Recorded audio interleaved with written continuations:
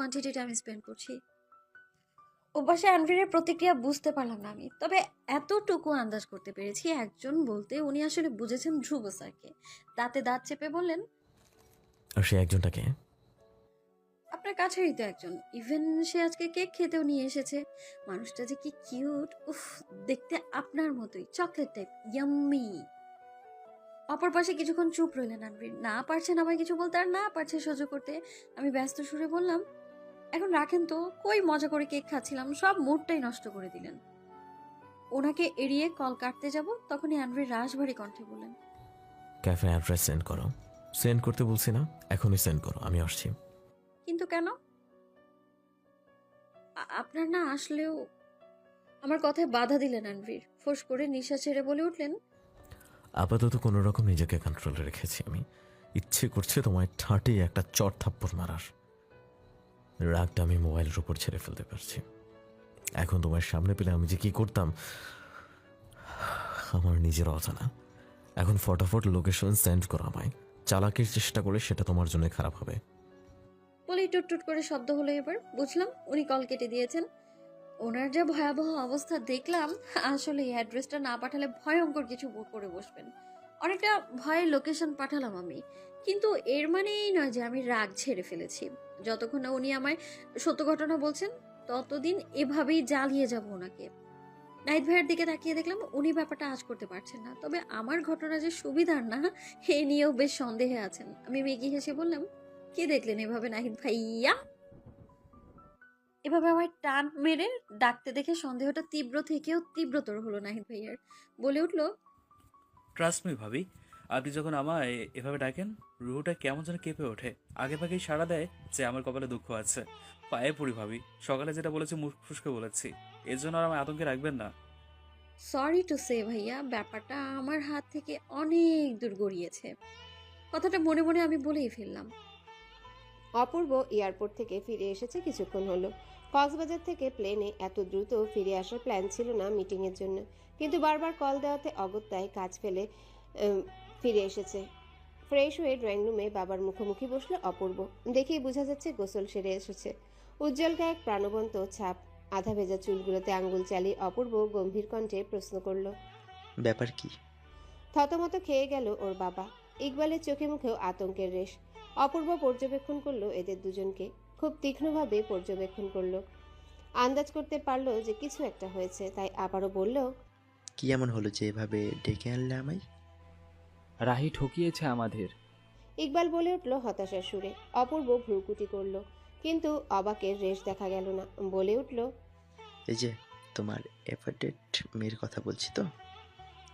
অপূর্বর কথায় আশ্চর্যের চরম সীমানায় পৌঁছে গেল ইকবাল সাহেব, সেই সাথে আহির বাবাও। হ্যাঁ, এটা সত্য যে রাহি আহির আপন বোন নয়। আহির জন্মের আগেই অ্যাডপ্ট করা হয়েছিল এক বিশেষ স্বার্থের কারণে, আর তাই ইকবাল সাহেব নিজের মেয়ের থেকেও আগলে রেখেছিল রাহিকে। আহিকে যেভাবে বর্জন করেছিল, ঠিক তার বিপরীতভাবে এই মেয়েকে আল্লাহ দিয়ে বড় করেছিল। রাহি একথা জানলেও কখনো এই মেয়েকে যে অ্যাডপ্ট করা হয়েছে সেটা বুঝতে দেয়নি ইকবাল সাহেব।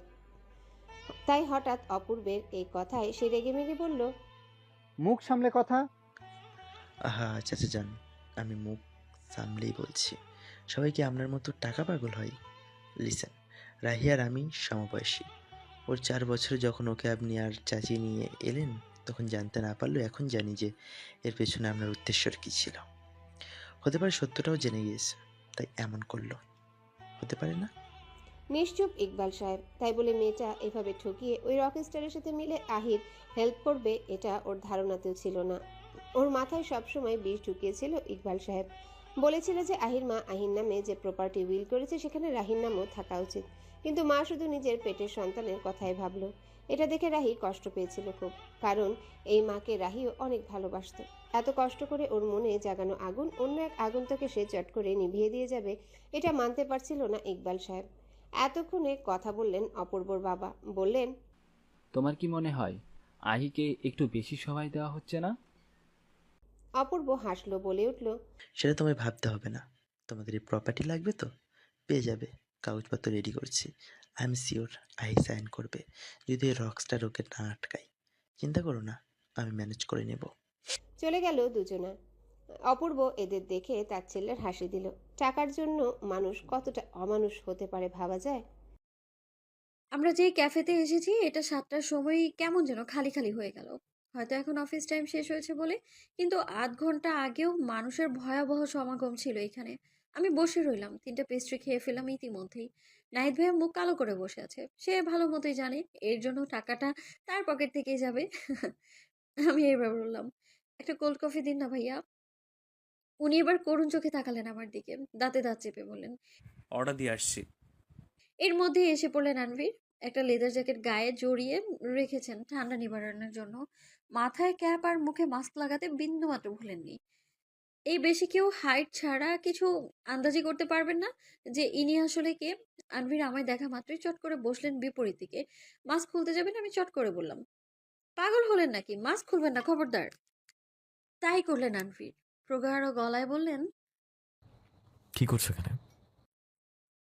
ক্যাফে থেকে মানুষ ভজন শুনতে আসে। আমার পাল্টা উত্তর। আনভির আমার খাপ ছাড়া কথা দেখে কোনো রকম সংবরণ করলেন নিজেকে, বললেন, ওই নাহিদটা কোথায়? তখনই হাতে একটা কোল্ড কফির গ্লাস নিয়ে এলেন নাহিদ। চট করে আনভিরকে দেখে বুঝতে পারলেন না, বুঝতে না পারলেও পরে বিষয় নিয়ে বলে উঠলেন। আপনি কোথা থেকে টপ করলেন ভাই? আনভির যেন বোকা বনে গেল, বললেন, ওর সাথে এতক্ষণ তাহলে তুই ছিলি? আমি থাকবো না তাহলে কে থাকবে? আনভির রাশভারী দৃষ্টি নিয়ে আমায় দেখলেন, বুঝতে পারলেন আমার তখনকার ঠাট্টাটা।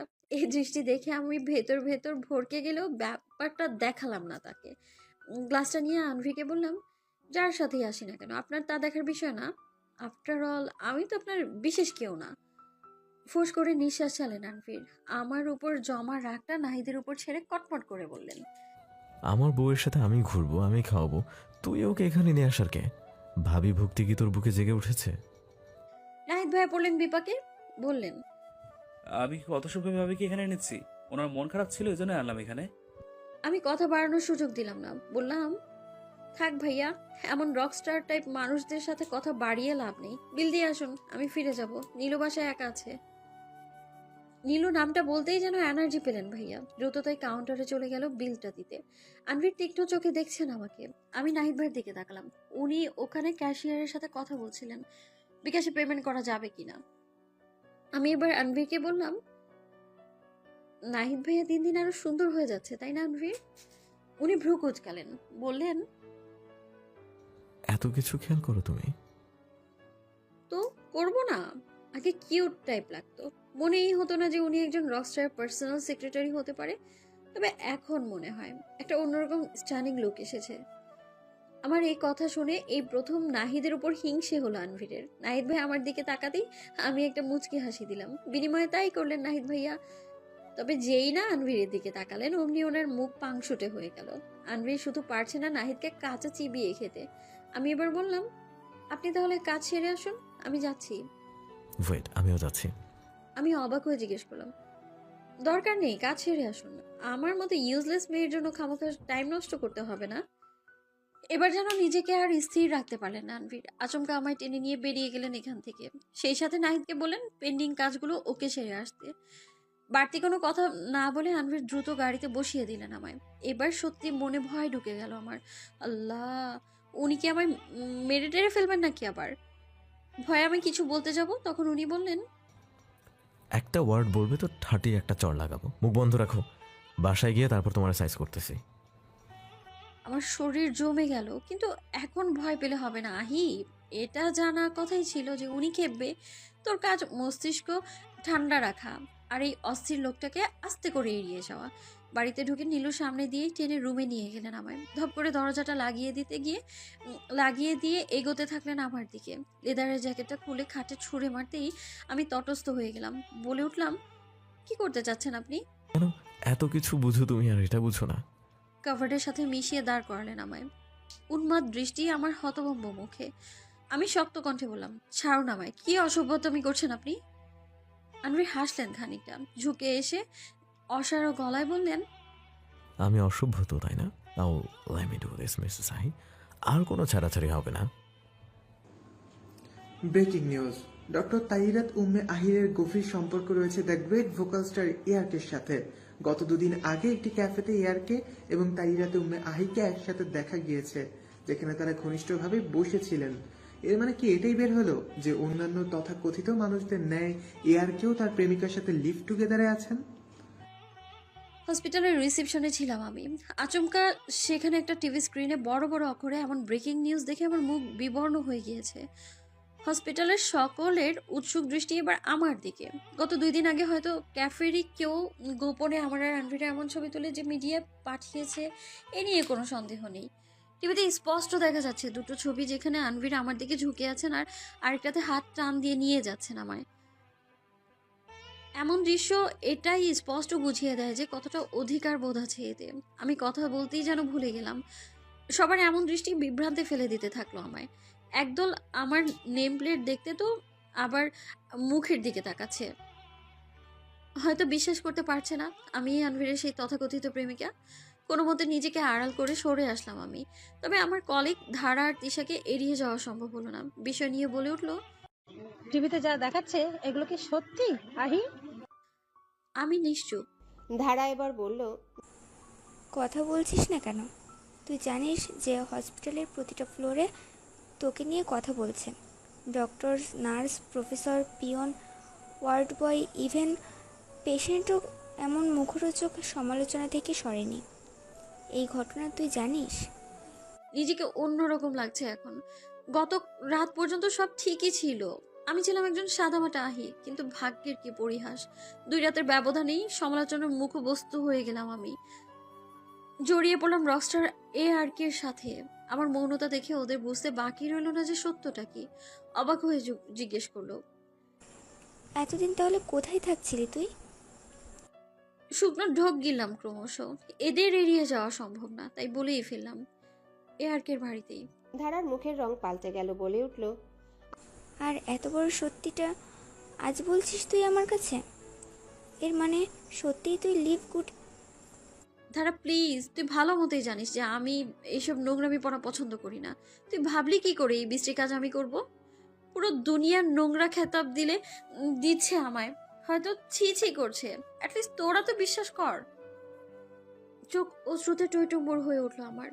এমন সময় হঠাৎ এক ওয়ার্ড বয় আমার কাছে এসে বলল, আপনাকে ম্যানেজমেন্ট অফিসে ডাকছে ডক্টর মাহি। আমি বাকরুদ্ধ। সচরাচর অফিসিয়াল কাজ ছাড়া এই পর্যন্ত ডাক পড়েনি আমার হসপিটালের ম্যানেজমেন্ট রুমে। তো ডাকলো কেন? এর কারণে কি মিডিয়ার সেই অপ্রত্যাশিত খবরই ধরে নিব? ধীর পায়ে লিফটের 3rd ফ্লোরের ম্যানেজমেন্ট অফিসে গেলাম আমি। আপাতত এখানকার চেয়ারম্যান ইস্তিয়াক মনির স্যার। আমি বোর্ডিং রুমে গেলাম। সেখানে আরো অনেক লোক আছে, এমনকি ডক্টর সিনথি এবং ডক্টর ধ্রুব। মনির স্যার শান্ত হয়ে বসেছিলেন ইজি চেয়ারে। আমি তাকে দেখে সালাম দিয়ে বললাম, ডেকেছেন স্যার? হ্যাঁ, কারণটা অবশ্যই তোমার জানা। আমি নিশ্চুপ। উনি একটা রিপোর্ট ছুড়লেন আমার দিকে।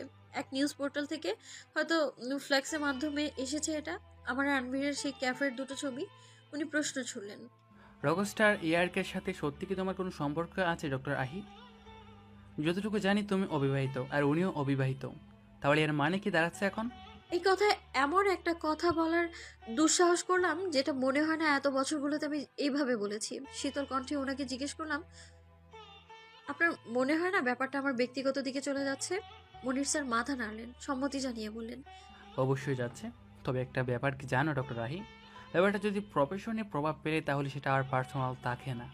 তুমি স্বেচ্ছায় হয়তো এমন এক মানুষের সাথে জড়িয়েছো যার পার্সোনাল খবর মিডিয়া পার্সোনাল থাকতে দেবে না। এই যে দেখো, এখন এটা তোমার কেরিয়ারের প্রভাব ফেলছে। ইভেন আমাকেও জবাবদিহিতা করতে হচ্ছে। আমি ভ্রু কুচকে তাকালাম, বললাম, মানে? মানাটা ইজি আহি। এই পর্যন্ত বড় বড় 7-8টা নিউজ কোম্পানি থেকে কল এসেছে আমার কাছে তোমার নম্বর নেওয়ার জন্য। কারণটাও হয়তো তোমার জানা। আমি কথা বললাম না। আসলে দ্বিধায় আছে যে আমার ওয়ার্ক প্লেসের কথা ওরা কিভাবে জানলো। আমার কথা হয়তো আন্দাজ করতে পেরেছিলেন ডক্টর সিনথি, তাই অকপটে বললেন, medias all of them are dangerous. এরা পাতাল থেকে খবর কুড়িয়ে আনতে পারে। লাস্ট মান্থের সেমিনারে এআরকে হিন্ট দিয়েছিল না ওর অ্যাফেয়ারের ব্যাপারে? তখন থেকে ওরা হয়তো ফলো করছে তাকে। এরপর ওই হসপিটালে এসে একজনকে অমানসিকভাবে মারা, এটা কি স্বাভাবিক? তোমাদের সম্পর্কে অনেকগুলো হিন্ট আছে আহি। আর যাই হোক, এবার ওইসব জার্নালিস্টদের কাছ থেকে হয়তো নিস্তার পাবে না। সেটাই আহি, হয়তো আগামী এক সপ্তাহ তুমি আর ইয়ারকে ট্রেন্ডিংয়ে থাকবে। দ্যাটস হোয়াই আগামী 1 উইকের জন্য সাসপেন্ড করা হলো তোমায়। কিন্তু স্যার, আই নো আহি, ব্যাপারটা হয়তো বাড়াবাড়ি হয়েছে, কিন্তু হসপিটালের একটা ব্যাপার আছে।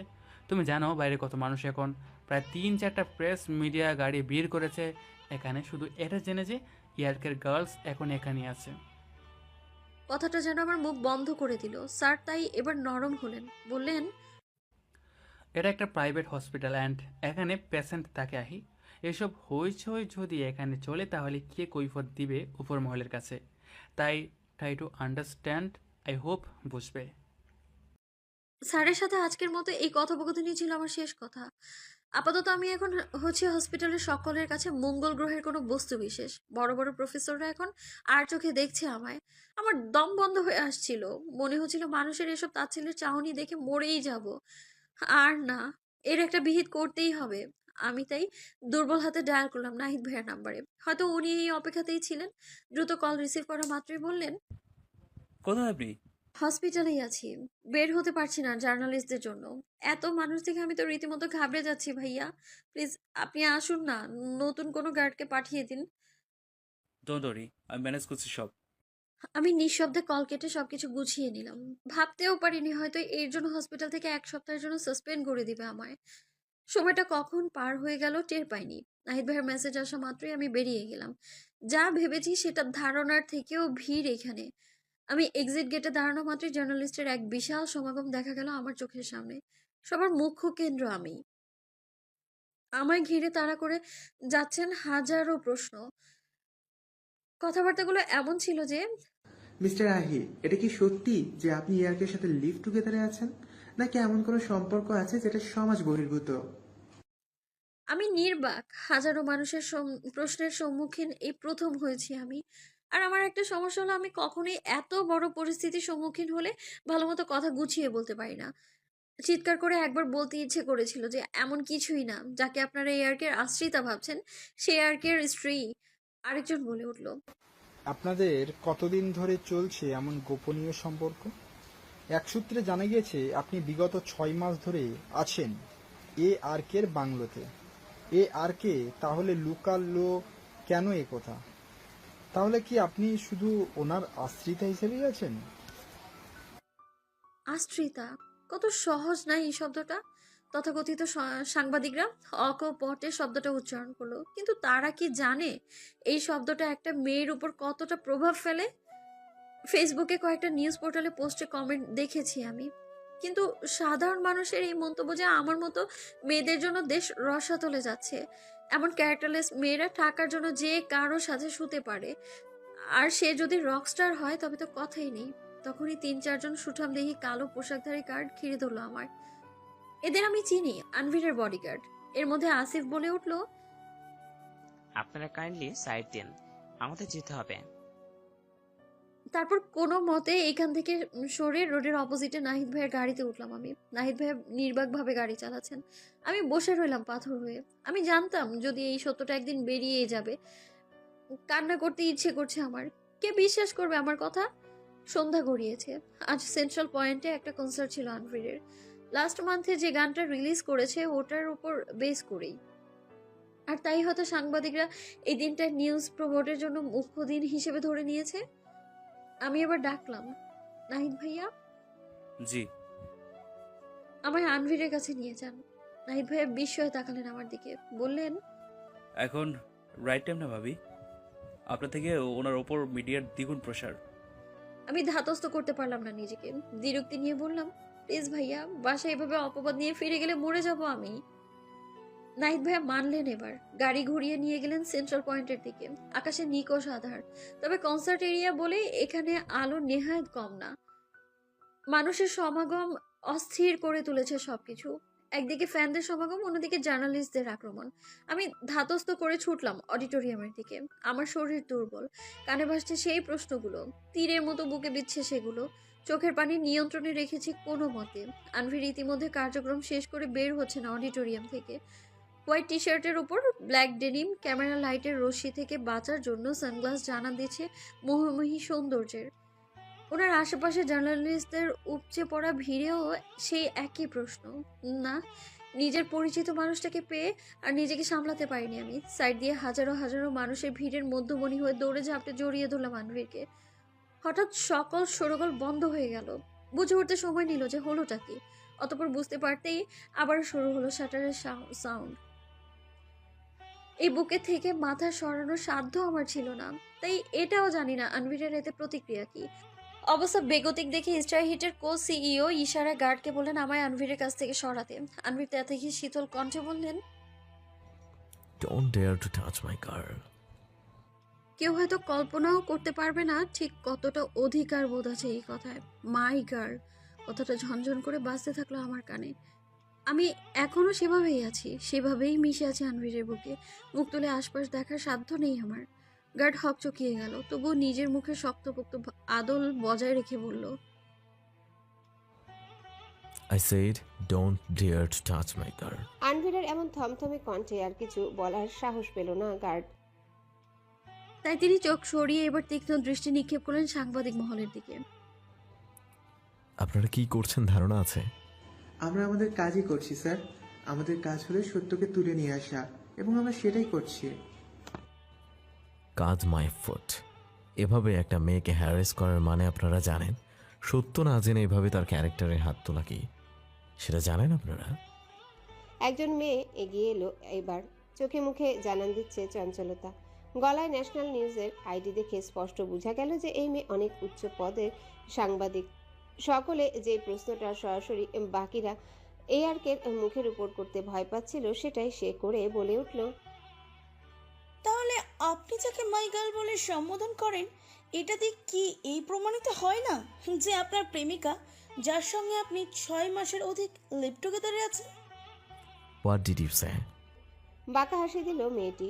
আজ এই খবরের গোড়া পর্যন্ত গেলে নিউজের টিআরপি যে হুলস্থুলভাবে বেড়ে যাবে সেটা ভেবেই বলে উঠল, ভুল কিছু বললাম নাকি আর কে?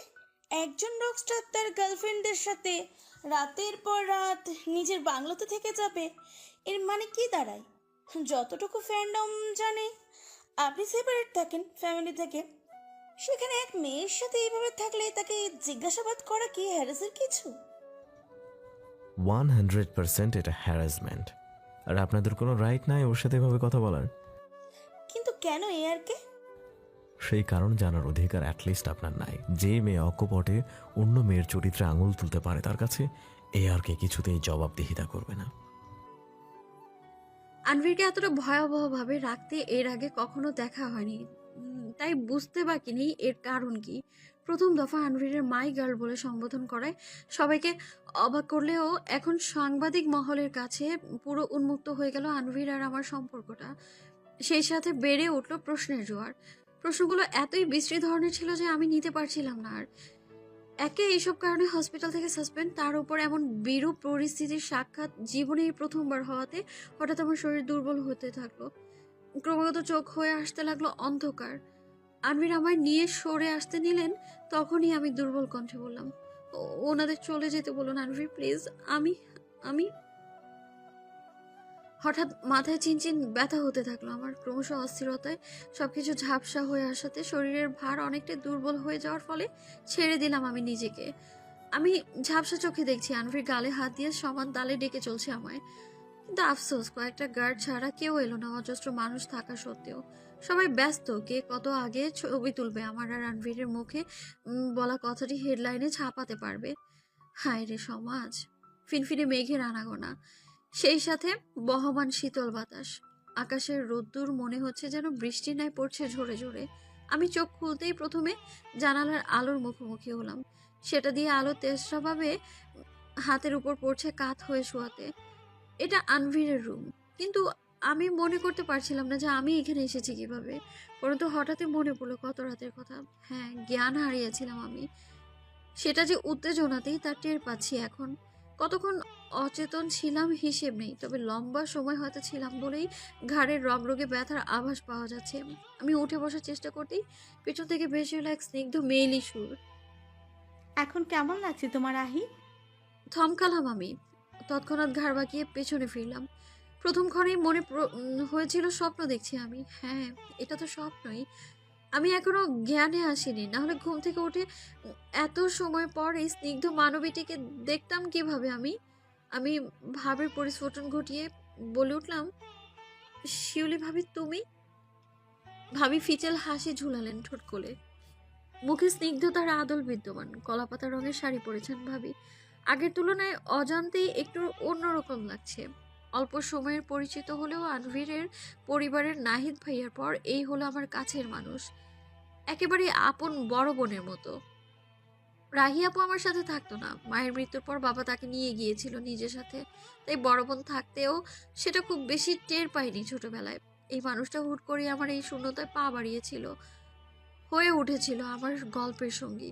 দূরত্ব ছিল মাঝে, সেই সাথে ব্যবধানও, তবুও ভাবি আগলে নিয়েছিলেন আমায় ছোট বোন স্বরূপ। আমি হেসে জিজ্ঞেস করলাম, কেমন আছো ভাবি? অসুস্থ তুমি, টানা 8 ঘন্টা অচেতন ছিলে, আর আমায় জিজ্ঞেস করছো যে আমি কেমন আছি? ভারী অদ্ভুত মেয়ে তো তুমি। আমি দুর্বল হাসি দিলাম, সেই সাথে অবাকও হলাম আমার নিজের শারীরিক অবস্থার কথা শুনে। সত্যই এতক্ষণ অজ্ঞান ছিলাম আমি? ভাবি আমার শরীরের তাপমাত্রা দেখলেন, তারপর বললেন, গত রাতে আনভির ভয় পাইয়ে দিয়েছিল আমায়, তার উপর কাল যা বিদঘুটে অবস্থা হলো, তোমার এমন হওয়াটা স্বাভাবিক। আমি এ নিয়ে কথা বাড়লাম না, আসলে ইচ্ছে করছিল না কথা বলতে সেই প্রসঙ্গ নিয়ে। ভাবি বলল, আচ্ছা, আমি আনভিরকে ডেকে আনছি। ছেলেটা সারা রাত বিছানায় বসেছিল তোমার পাশে, আমি এখানে ছিলাম বলে তোমার পাশে শুতেও পারছিল না অস্বস্তিতে। শেষ রাতে জোর করে আজানের সাথে ঘুমাতে পাঠিয়েছি। সরি, আজরান ভাইয়াও এসেছে? তোমার শ্বশুর শাশুড়ি সব এটা সকালে এসেছে ম্যাডাম। বাড়ির ছোট বউয়ের এই অবস্থা, আর কেউ আসবে না তা কি হয়? আমায় এই কথাটি বলে ভাবি দুর্বলভাবে উঠলেন খাট থেকে আনভিকে ডাকার জন্য। তবে বেশি কষ্ট করতে হয়নি ওনাকে। দু কদম এগোনোর পরেই দরজার নব খুলে ভেতরে আসলেন আনভির। আমি এক পলক ওনাকে দেখে নিলাম, ক্লান্তির ছাপ পড়েছে মুখে, চোখের নিচে আবছা কালি জানান দিচ্ছে উদ্বিগ্নতার। ভাবি তা দেখেই বলল, যা, এসে গিয়েছে তোমার বর। আনভির ভাবির উদ্দেশ্যে কৃতজ্ঞতা জানালেন ইশারায়, অতঃপর পা ফেলে আমার কাছে ছুটে আসলেন। আমি বাচ্চাদের মতোই হাত পা গুটিয়ে খাটে বসেছিলাম। জ্ঞান ফেরার ফলে বাঁধা চুলগুলোর আধা খুলে মুখের দুপাশে অগোছালোভাবে ছড়িয়ে ছিটিয়ে আছে। আনভির আর বরাবর বসলেন আমার আমার চুলগুলো সন্তর্পণে সরিয়ে বললেন, কেমন লাগছে এখন তোমার? কথাটিতে কৃত্রিম কোনো অনুভূতি নেই, শুধু বিদ্যমান এক গুচ্ছ পাগলামো ভালোবাসা। আমি আনভিরের চোখ বরাবর তাকালাম, ভ্রুজোড়ার নিচে দুটো টলটলে চোখ যেন অন্য কিছুরই প্রতিচ্ছবি। এই মানুষটার গানের গলার পর আরেকটা অন্যতম ক্ষমতা হলো চোখের মায়া, যা কিছুতেই এড়ানো সম্ভব না। আমি মাথা নাড়িয়ে মিহি স্বরে বললাম, ভালো। যা, তোর মুখে কথাটি শুনে এবার শান্তি পেল তাহলে ভাইয়া। গতকাল তো পুরো জ্ঞান ফিরছিল না দেখে পুরোই অস্থির হয়ে উঠেছিল, তা জানিস? নীলু বলল কথাটি। দরজা খোলা ছিল এবং শিউলি ভাবির উপস্থিতি দেখে সে নির্বিকার ভাবে ভেতরে এসেছিল। আমি চট করে ধরতে পারলাম না নীলুর কথা। অতঃপর শিউলি ভাবির কথায় বুঝলাম বেশি স্ট্রেস নেওয়াতে প্রেশার লো হয়ে গিয়েছিল আমার, ফলে জ্ঞান আসতে সময় লাগে। তার উপর শরীর দুর্বল। আনভির এসব দেখে ঘাবড়ে গিয়েছিলেন বেশ, অগত্যই মাঝরাতে তাই শিউলি ভাবিকে আসতে বলেন আজরান ভাইয়ের সাথে। আর বাবা মা আজ সকালে এসে পড়েছেন। ভাবির কথায় আমি মৌনতা কাটালাম। নীলু এবার বলে উঠল, তোর কপাল অনেক ভালো রে আপু, এমন ভাবি পেয়েছো যে প্রেগনেন্ট অবস্থাতেও রাতে ছুটে চলে আসে তোকে দেখার জন্য। ইস, বিষমে গেলাম আমি।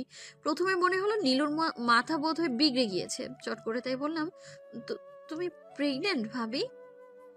ওমা, তুমি জানো না? 1 সপ্তাহ আগেই তো প্রেগন্যান্সি টেস্ট করি আনভিরকে জানালাম। কিরে দেবরজি, তুমি জানাওনি? না ভাবে, আসলে সারপ্রাইজ দিতে চেয়েছিলাম।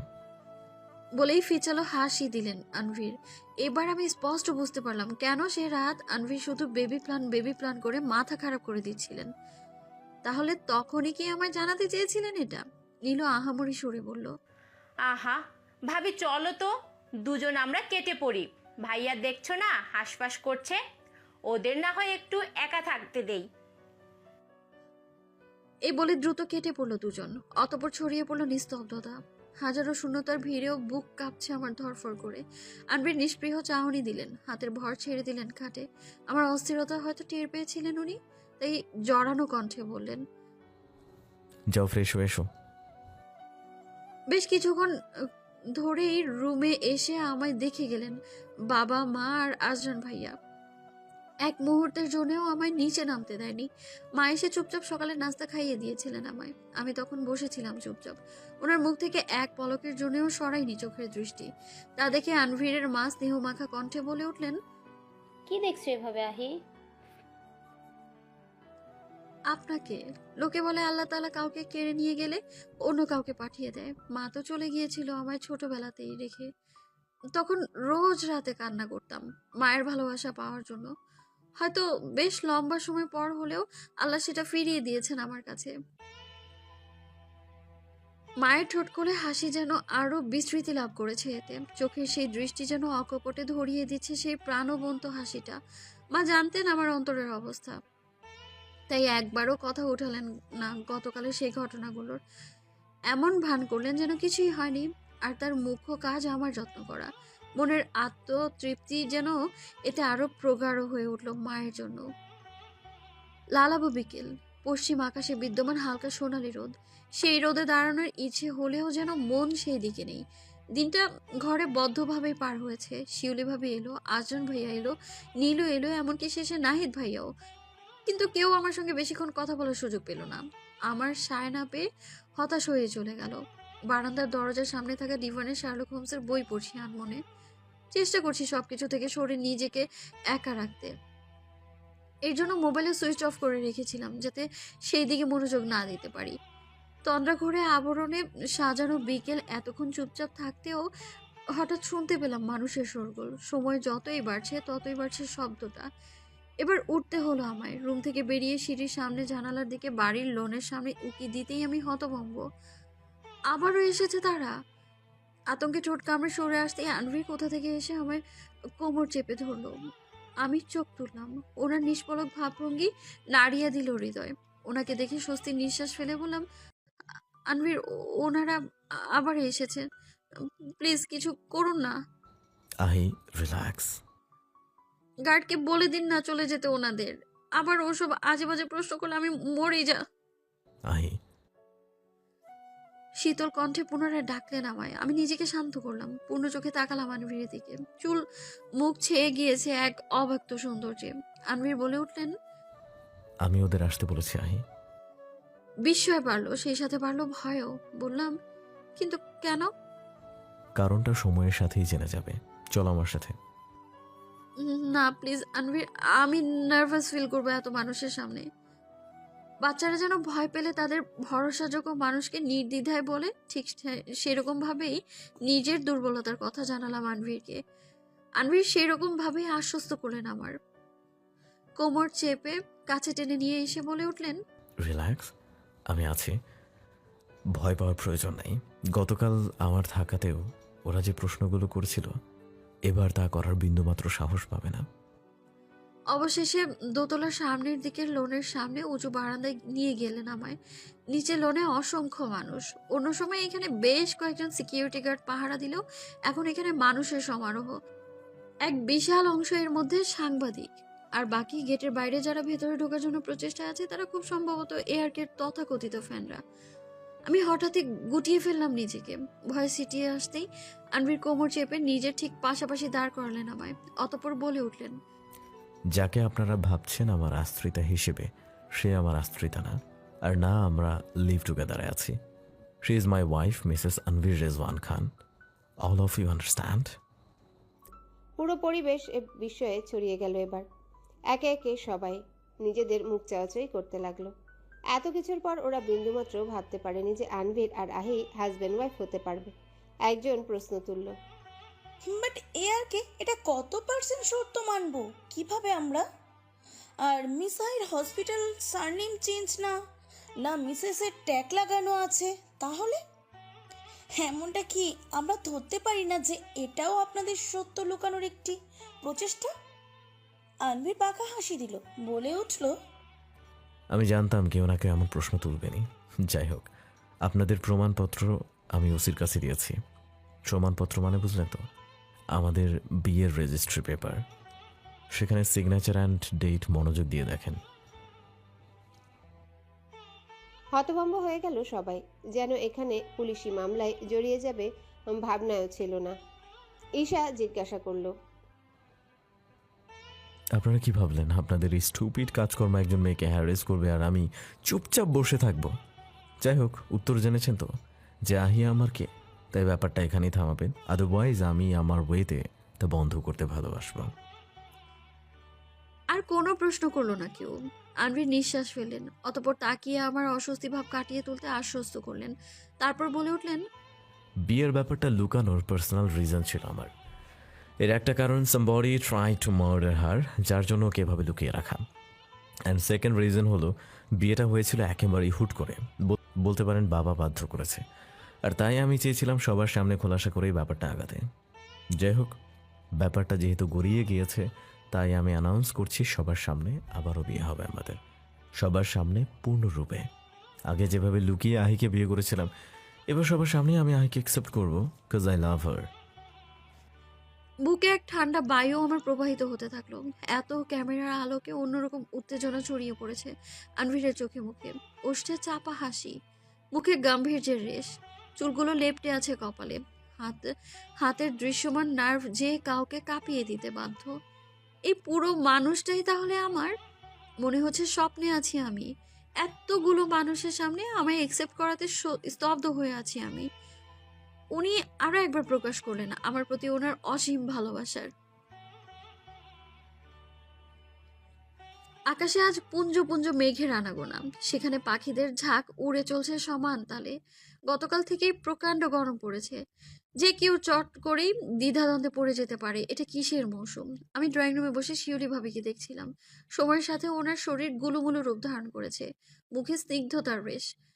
অন্তঃসত্ত্বা হওয়া সত্ত্বেও মাঝে মাঝে মুখের ভাবে কিশোরীর ন্যায় খামখেয়ালিপনা ফুটে ওঠে তার। আজরান ভাইয়া তাই এখন আমার কাছে কাছাকাছি রেখেছেন ভাবিকে। উনি নিজেই বাবার সাথে কাছে ব্যস্ত, আর এইদিকে আমিও ভাবি কেয়ার নিতে পারবো, তাই যত্নের যাতে কোনো ত্রুটি না হয় সেজন্যই এখানে রাখা। নীলিও এখন সারাদিন ভাবির সাথে খোশ গল্পে মেতে থাকতে ব্যস্ত। সেই ঘটনার 10 দিন পার হয়ে গিয়েছে, এর মধ্যে ফ্যামিলির সবাই এখন তুমুল ব্যস্ত বিয়ের পরিকল্পনা নিয়ে।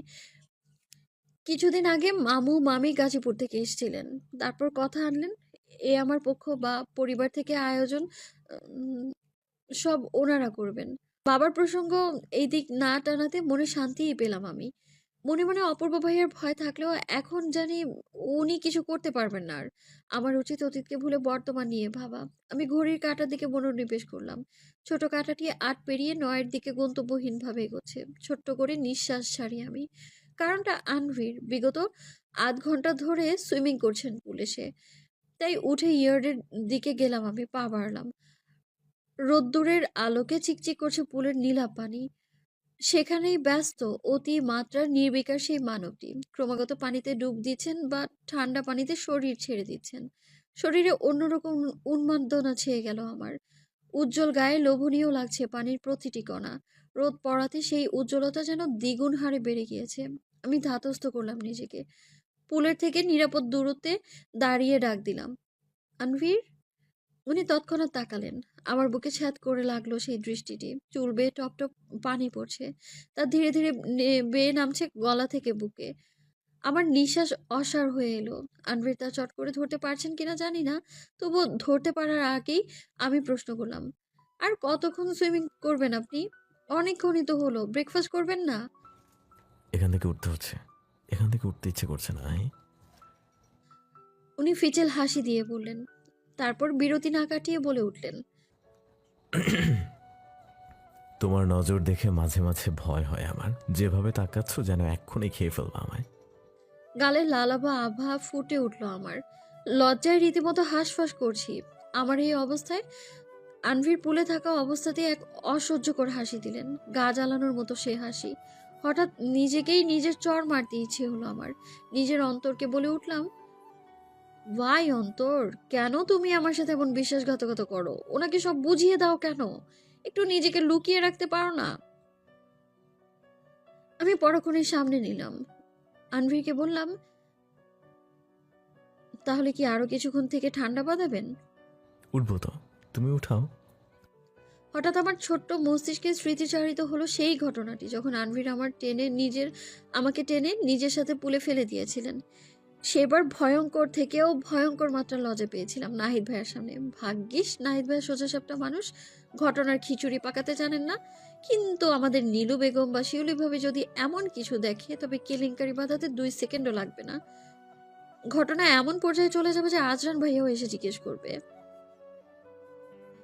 এসব কথা ভাবতেই আমার যেন মাথা ঘুরে যাওয়ার উপক্রম হলো। ঘটনা যে কোনো পর্যায়ে যেতে পারে।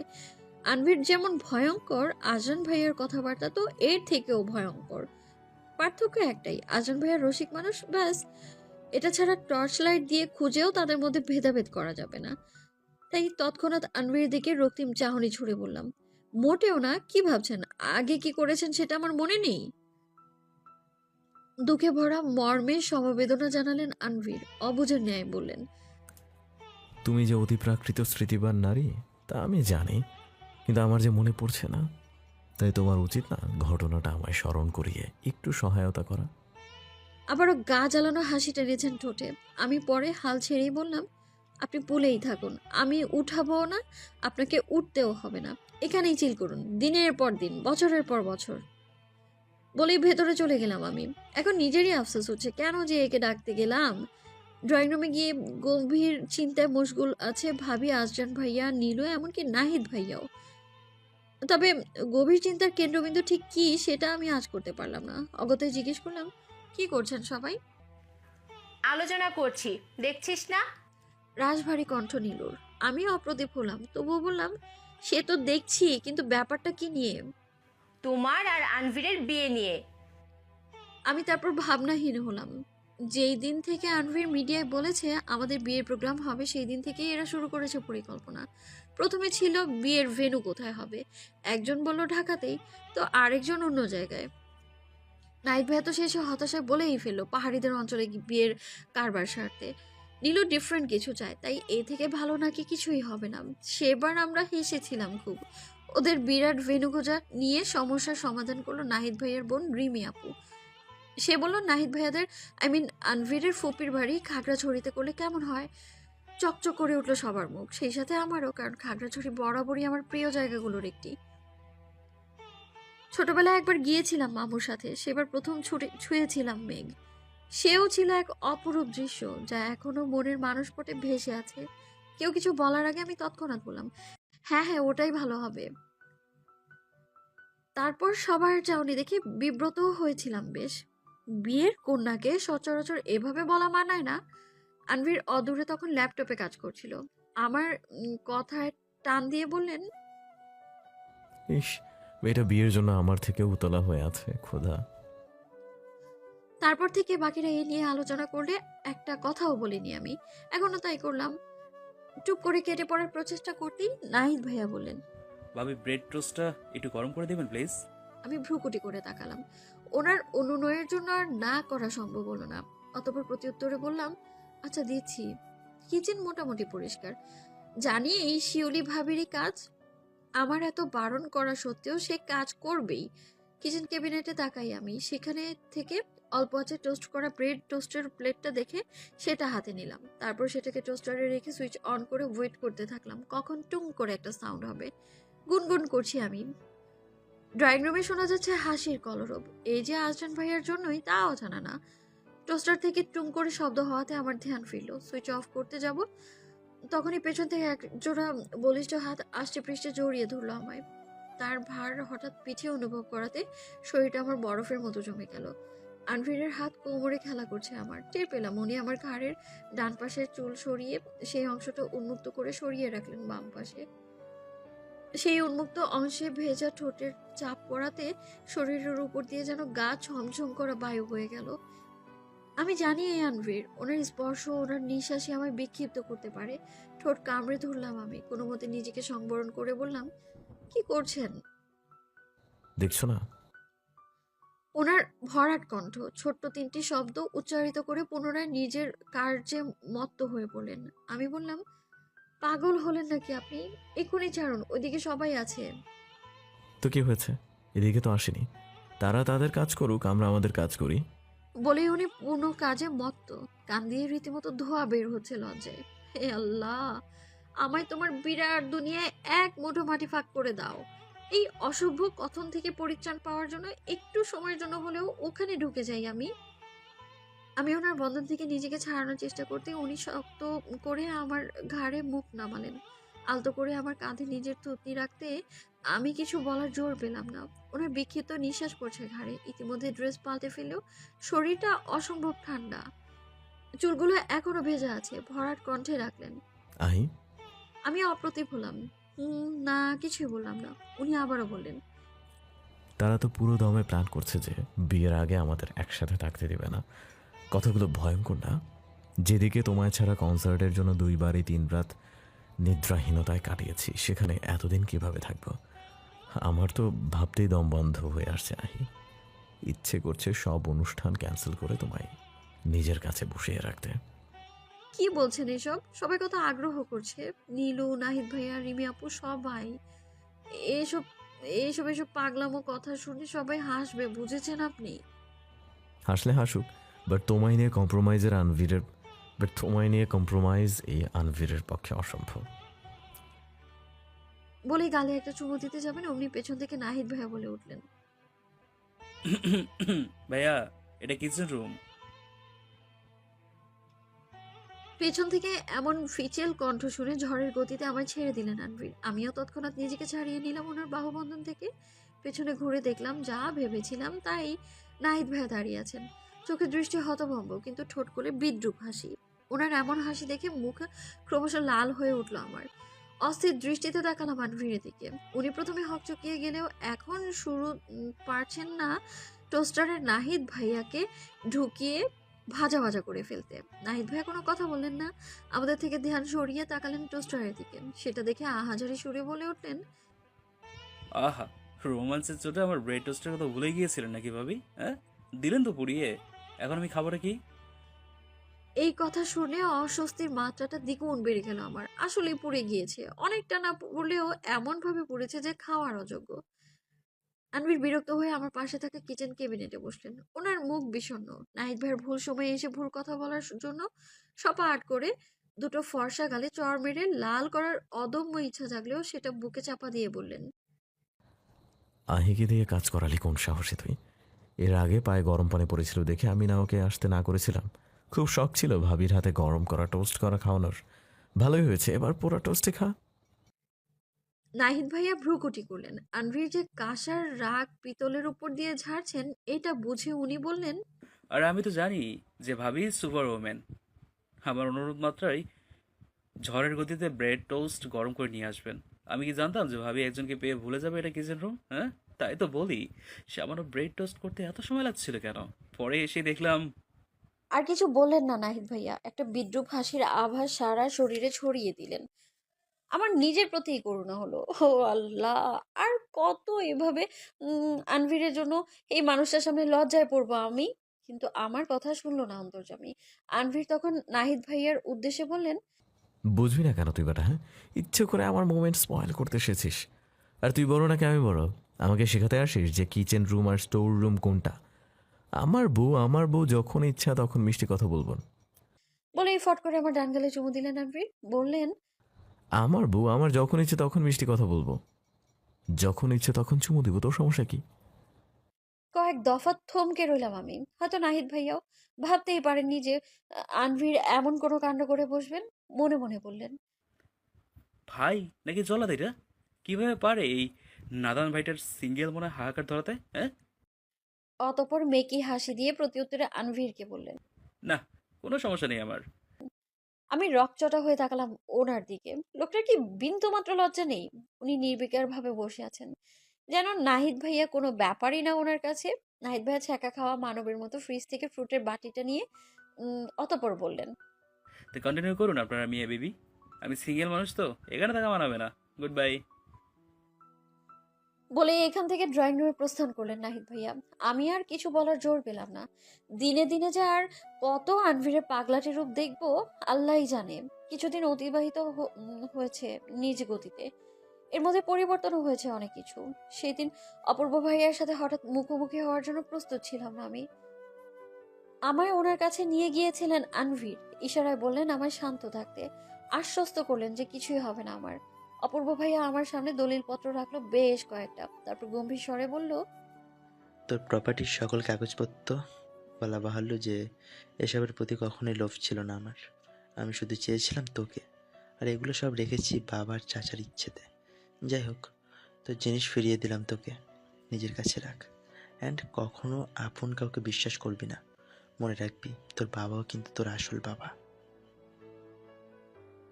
কথাটা অপূর্ব ভাইয়া বলে আনভীরের দিকে তাকিয়ে স্পষ্টই বুঝিয়ে দিলেন যে আপনজন বলতে সে কাকে বোঝালো। ওনাদের সম্পর্ক যে এখনো সাপে নেউলের মতো জড়িয়ে আছে, এটা দেখে দীর্ঘশ্বাস ফেললাম আমি। সেই সাথে মনে চাপা দুঃখ। এত বছর আমি জেনে এসেছিলাম যে মায়ের মৃত্যুর একটা অ্যাক্সিডেন্ট ছিল জাস্ট, তবে এর পেছনে যে বাবা আর চাচুর হাত ছিল সেটা জানতে পেরেছি আজ পুলিশের রিপোর্টেই। আজ সকালে দুজনকে অ্যারেস্ট করা হয়েছে। এত বছর বন্ধ করা পুরনো কেস কেই বা খুললো, আর কেই বা প্রমাণ সংগ্রহ করে কেস ফাইল করলো, তা সবারই অজানা। তবে সাফ হাতে যে আনভীর এই কাজ রাহিয়াপুর সাথে মিলে করেছেন সেটা অন্তত আমি ভালো করেই জানি। আমার নানা জানের সম্পত্তিগুলো এরা দখল করে বেআইনি কাজে প্রয়োগ করছিল। সেই সাথে খুনের দায়ে আদালত কি রায় দিবে সেটা শুধু সময়ই বলতে পারবে। আমি ভয়ে ছিলাম বেশ, কেননা মিডিয়া জানে না যে আমার বাবার পরিচয় কি। গোটা দুনিয়ার কাছে আমি বাবা মাহীন এবং বড় হয়েছি মামা মামির কাছে। হঠাৎ এই ব্যাপারটা ফাঁস হওয়ার আশঙ্কা দেখাতে মনে উদ্বেগ বাড়লেও তা বিচক্ষণতার সাথে সামনে নিয়েছিলেন আনভীর। আমি অপূর্ব ভাইয়ার দিকে তাকালাম। বুঝতে পারছি না আমার আর আনভীরের সত্যিকারের সম্পর্ক কথা জেনে তার কি প্রতিক্রিয়া হয়েছিল। এটাও জানি না যে সেদিন আমায় বিশ্রী কথাগুলো বলার জন্য তার আফসোস আছে কিনা। অপূর্ব ভাইয়া বললেন, বিয়েটা কবে করেছিলি তুই? আনভীরের কাছে যাওয়ার কিছু সপ্তাহ পর। সে হাসলো দুর্বলভাবে, বলে উঠল, আমার ওটা ভুল ছিল রে আই, তাই তোকে পাইনি। আমি তোকে নিয়ে বাড়াবাড়ি করলেও হয়তো আনভিরের মতো পাগলামি করিনি। দ্যাটস ওয়াই আমার সাথে এঙ্গেজমেন্ট হওয়া সত্ত্বেও তোকে হারিয়ে ফেললাম। Take care. আমি হয়তো তোকে আর মারবো না, আর আঘাত দিব না। অপূর্ব নামের জাহান্নাম চিরকালের জন্য সরে যাবে তোর কাছ থেকে। তবে একটা কথা, যদি শুনি যে এই আনভির অন্য সেলিব্রিটিদের মতো বউ রেখে অন্যের সাথে সম্পর্কে গিয়েছে, গড সেক, ওই দিন মেরে ফেলবো ওকে। এতক্ষণে কথা বলল আনভীর, বলে উঠলেন, আপনার ফিরে আসার সুযোগ নেই অপূর্ব। না আমি এমন কিছু করব, আর না আহিকে আপনি এমন সুযোগ দেখিয়ে নিয়ে যেতে পারবেন। আহি যেহেতু আমার, তাই আমারই থাকবে। আপনার কথা হয়েছে না? আপনার কথা হয়েছে না? দেন ইউ মে গো নাও। সেটাই শেষ দেখা ছিল আমার অপূর্ব ভাইয়ার সাথে। এই প্রথম মনের কোণে একটা টান টান অনুভব করলাম। কারণটা কি আমি ধরতে পারলাম না এটা। আজকে হসপিটাল থেকে 1 উইক ছুটি নিতে হলো আমায়। কারণটা অবশ্যই বিয়ের প্রসঙ্গের জন্য। আর যাই হোক, এর জন্য তো প্রফেশনাল লাইফের হেরফের করা যায় না। অবশ্য অ্যাপ্লিকেশন জমা দেওয়ার সময় স্যার আমায় দেখে মুচকে মুচকে হাসছিলেন। শুধু উনিই না, আমার কলিগ সহ হসপিটালের কো ওয়ার্কার সবাই। আমি ওনাদের চাউনি দেখে বেশ বিব্রত হয়ে পড়েছিলাম। সবাই আগ বাড়িয়ে অবশ্য শুভকামনাও জানিয়ে গিয়েছে এই উপলক্ষে, কিন্তু ওনাদের ঠোঁটে চাপা হাসি দেখে কম লজ্জায় পড়িনি আমি। ডিউটি শেষ করার পর যখন আমরা রুমে ছিলাম তখনও একই অবস্থা।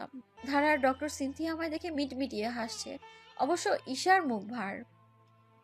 এদের এমন হাসি দেখে আমি এবার স্থির হয়ে পড়লাম না। অবশেষে ধারাকে প্রশ্ন ছুড়লাম,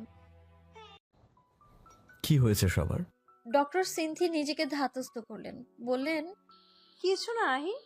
উফস, তুমি তো এখন শুধু আহি না, মিসেস আনবির রেজওয়ান খান। কি বলো ধারা? ঠিক বলেছেন ডক্টর সিনথি। ধারার ডক্টর সিনথির মুখে আবারও চাপা হাসি। এতক্ষণ চুপ ছিল ঈশা, এবার বলল, দেখলি ধারা যে এই আহিটা কত খারাপ। তলে তলে এক রকেট স্টারের সাথে চটিয়ে প্রেম করছে, আর এদিকে আমাদের ধারণা পর্যন্ত করতে দেয়নি। মনে আছে সেদিন কত কষ্ট করে এআরকের কনসার্ট টিকিটের কালেক্ট করলাম। ও তো এমন ভাব করলো যে চেনেই না সে কে। এত ইনোসেন্ট কিভাবে সেজে থাকিস তুই?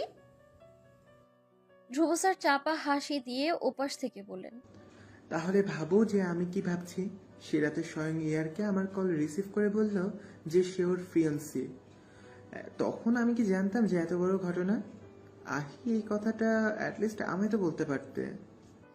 আমি কোনো কথা বলার সুযোগ পেলাম না। ধারা আর ঈশা যেসব আজগুবি কথা শুরু করেছে, পাগল করে দিয়েছে ইতিমধ্যে। অবশ্য ওরা দুজনও যাচ্ছে আমাদের ওয়েডিং সেরিমনিতে। ধ্রুব স্যার যেহেতু আনভিরের চাইল্ডহুড ফ্রেন্ড, তাই ওনাকেও আসতে বলা হয়েছিল। তবে ওনার নেক্সট উইকে একটা অপারেশন থাকায় উনি হয়তো অ্যাটেন্ড করবেন না। ধারা এবার দুষ্ট চাহনি দিল আমাকে, বলে উঠল, আচ্ছা, তোদের প্রেম কি লাভ এট ফার্স্ট সাইট আহি? উনি তোকে কি বলে ডাকে? নর্মালি আহি, জান, নাকি বেবি? আরও এমন কিছু প্রশ্ন ছিল যে আমি শুধু পারছি না এদের থেকে কেটে পড়তে। আমি অস্থির হয়ে বললাম, আরে পাগল হলে নাকি? তো পাগল হব না? আমাদেরই একজন ইয়ার্কের ওয়াইফ, যে ইয়ার্কের ভয়েস, আউটস্ট্যান্ডিং পার্সোনালিটি, লুকে মেয়েদের দফা রফা হয়ে যায়। আর সেই মানুষটা পুরো মহলের সামনে কিভাবে বলল, don't dare to touch my girl. আমারই এভাবে কেউ বললে তো আমি মরেই যাব। শেষ কথাটা একসাথে বলে উঠলো দুজনে। আমি যেন আরো মিয়ে ফেলেছি নিজেকে। তখনই মোবাইলের রিং বাজাতে ধ্যান কাটলো। স্ক্রিনে মানুষটার নাম দেখে আমি তো পুরো কে কল দিয়েছে রে? ধারার সব প্রশ্নের ঢোক গিলি আমি। ওর কথায় উত্তর না দিয়ে রিসিভ করে মিনমিনিয়ে কণ্ঠে বললাম, কিছু বলবেন? চট করে বুঝে গেল ঈশা আর ধারা যে অপর প্রান্তের মানুষটাকে। আড়ি পেতে আনভিরের কণ্ঠ শুনলো, ডিউটি শেষ? হুম। পার্কিং লটে আসো তাহলে, ওয়েট করছি। আচ্ছা। কল কেটে দেওয়ার পর দুজনের দিকে তাকিয়ে দেখলাম মিটিমিটি হাসছে ওরা। জিজ্ঞেস করলো, কি বললেন উনি? পার্কিং সাইডে আছেন, নিতে এসেছেন আমায়। ওহো। দুজন একসাথে বলে ওঠাতে আমি তড়িঘড়ি করে অ্যাপ্রন খুলে ডেস্কে রেখে দিলাম। যত দ্রুত হোক এই দুই পাগল থেকে পালাতে হবে। যাওয়ার সময় ঈশা বলে উঠল, বেস্ট অফ লাক আহি মেরি জান। পার্কিং লটে গাড়ি খুঁজতে সময় লাগেনি আমার। দেখলাম উনি গাড়ির ভেতরেই বসে ফোন চালাচ্ছেন। আমায় বসতে দেখে এক পলক তাকিয়ে মিহি হাসলেন উনি। ওনার সেই হাসি মুহূর্তেই আমায় নাড়িয়ে দিল। মোবাইল রাখতে রাখতে উনি বলে উঠলেন, টায়ার্ড? একটু। আনভির কথা বললেন না আর গাড়ি স্টার্ট করে গন্তব্যের দিকে গেলেন। আজ রাতে সবাই একসাথে নাহিদ ভাইদের বাড়ি অর্থাৎ খাগড়াছড়ি যাব আমরা। আজান ভাই আগেই বড়সড় এক পিকনিক বাস রেডি করে রেখেছেন। বাসায় গিয়ে দেখি ব্যাগপত্র গুছিয়ে হুলস্থুল কাণ্ড করেছে সবাই। ইভেন আমাদের নিয়ে যাওয়ার জন্য সেখান থেকে মামুন ভাইয়া আর নাহিদ ভাইয়ার বোন রিমি আপু এসেছে। সবাই স্পষ্ট বলেছে এখন থেকে বিয়ের আগ পর্যন্ত আনভির আর আমার একসাথে থাকা মানা। মেয়েরা কোণে পক্ষে আর ছেলেরা পর পক্ষে হয়ে কাজ করবে। আনভির এই শুনে আহত হয়েছিলেন বেশ, করুণ চাহনি দিলেন আমার দিকে। সবাই এ নিয়ে কি হাসাহাসি, উফ। বাসে ওঠার সময় আনভির হঠাৎ সবার চক্ষু গোচরে ইয়ার্ডের দিকটা নিয়ে গেলেন আমায়। আমি তটস্থ হয়ে বললাম, আরে কি করছেন? রিমিয়া পর নীলু দেখলে আপনার অবস্থা খারাপ করে দিবে আনভির। সময় বিলম্ব না করে আমায় কাছে টেনে দীর্ঘক্ষণ কপালে ওষ্ঠদয় রাখলেন আনভির। আমি আবেশে চোখ বন্ধ করে ফেললাম। কোনো মতে নিজেকে সামলে মাথা উঁচিয়ে দেখলাম আমি আনভিরকে। ওনার চোখে মুখে অস্থিরতার ভাব, নিঃশ্বাস ফেলছেন ঘন ঘন। অতঃপর আমার পেছনে দেয়ালের সাথে মিশিয়ে দাঁড় করালেন উনি। পরিস্থিতি আর আবেগ ঘন হয়ে এলো যেন। আনভির নিঃশব্দে আছেন, কিন্তু আমি ভয়ে আছি রিমিয়াপু আমায় খুঁজছেন কিনা আবার। আনভির এবার আমার লালাভ মুখ দেখে মিহি হাসলেন, তারপর মাথা নিচু করে কানের কাছে আড়ষ্ট কণ্ঠে বললেন, এত লজ্জা পেলে চলবে না বেবি গার্ল, অভ্যাস করে নাও। রিটার্ন বিয়ের পর আমার কিন্তু ঠোঁটে টাইট কিস করতে হবে। বলেই চলে গেলেন আনভির। আমি নিস্তব্ধ নিষ্পলক হয়ে তাকিয়ে থাকলাম ওনার যাওয়ার দিকে। বাতাস বইছে, নিঃশ্বাস পড়ছে ঘন ঘন। ওনার কথাগুলো ঝংকারে নেয় কর্ণকুহুরে বাজতে থাকলো। অতঃপর রিমি আপুর ডাকে বাসে উঠলাম আমি। নাহিদ ভাইয়া লম্বা একটা ভাষণ শেষ করার পরপরই শুরু হলো খাগড়াছড়ির দিকে যাত্রা। পাহাড়ি বুনো গন্ধ ভেসে আসছে নাকে। চোখ খুলে পাহাড়ি পথের আঁকে বাঁকে নিজেকে আবিষ্কার করলাম। অর্থাৎ খাগড়াছড়িতে এসে পড়েছি আমরা। পুরো পিকনিক বাসটা এখনো ঘুমিমগ্ন। আকাশে সবে মাত্র আলো ফুটে ওঠা শুরু করেছে। এ সময় পাহাড়ে ঘেরা এই দৃশ্যগুলোকে লাগছে মায়া কাননের মতো। আমি ঘাড় ঘুরিয়ে পাশে তাকালাম। হঠাৎ অপ্রত্যাশিত মানুষটাকে দেখে চমকে উঠলাম বেশ। আনভীর ঘুমিয়ে আছেন, তার এক হাত আমার হাতে আবদ্ধ আর মাথাটা আলতোভাবে সিটে এলিয়ে দেয়া। সদ্য ফুটে ওঠা আলোয় অন্যরকম লাগছে ঘুমন্ত আনভীরকে। আমি অপ্রতিভ হলাম, কেননা হঠাৎ ঘুম থেকে উঠে ওনাকে দেখার জন্য নার্ভ সচল ছিল না আমার। আমার স্পষ্ট মনে আছে ঘুমানোর পূর্বে আমি আমার পাশে দেখেছিলাম শিউলি ভাবিকে। বাসের এক অংশ মেয়েদের দখলে আর বাকি অংশ ছেলেদের। কড়া করে বলে দেওয়া হয়েছে ছেলে মেয়ে একসাথে বসবে না। কথাটি আজান ভাইয়া আর আনভীরের উপর বিশেষ প্রয়োগ করে বলা হয়েছিল। আনভীর তখন কথা বলেননি আর বুঝেছিলেন যে নীলু আর রিমি নামের দুই অগ্নি বালিকা থাকলে আমার সাথে আর কথাই বলতে পারবেন না। বাসের জার্নিটা প্রথম প্রথম আনন্দের লাগলেও ঘন্টা খানেক বাদে চোখে ঘুম জড়িয়ে এসেছিল। শিউলি ভাবির সাথে গল্প করতে করতে কখন যে ঘুমিয়ে পড়লাম টেরই পাইনি।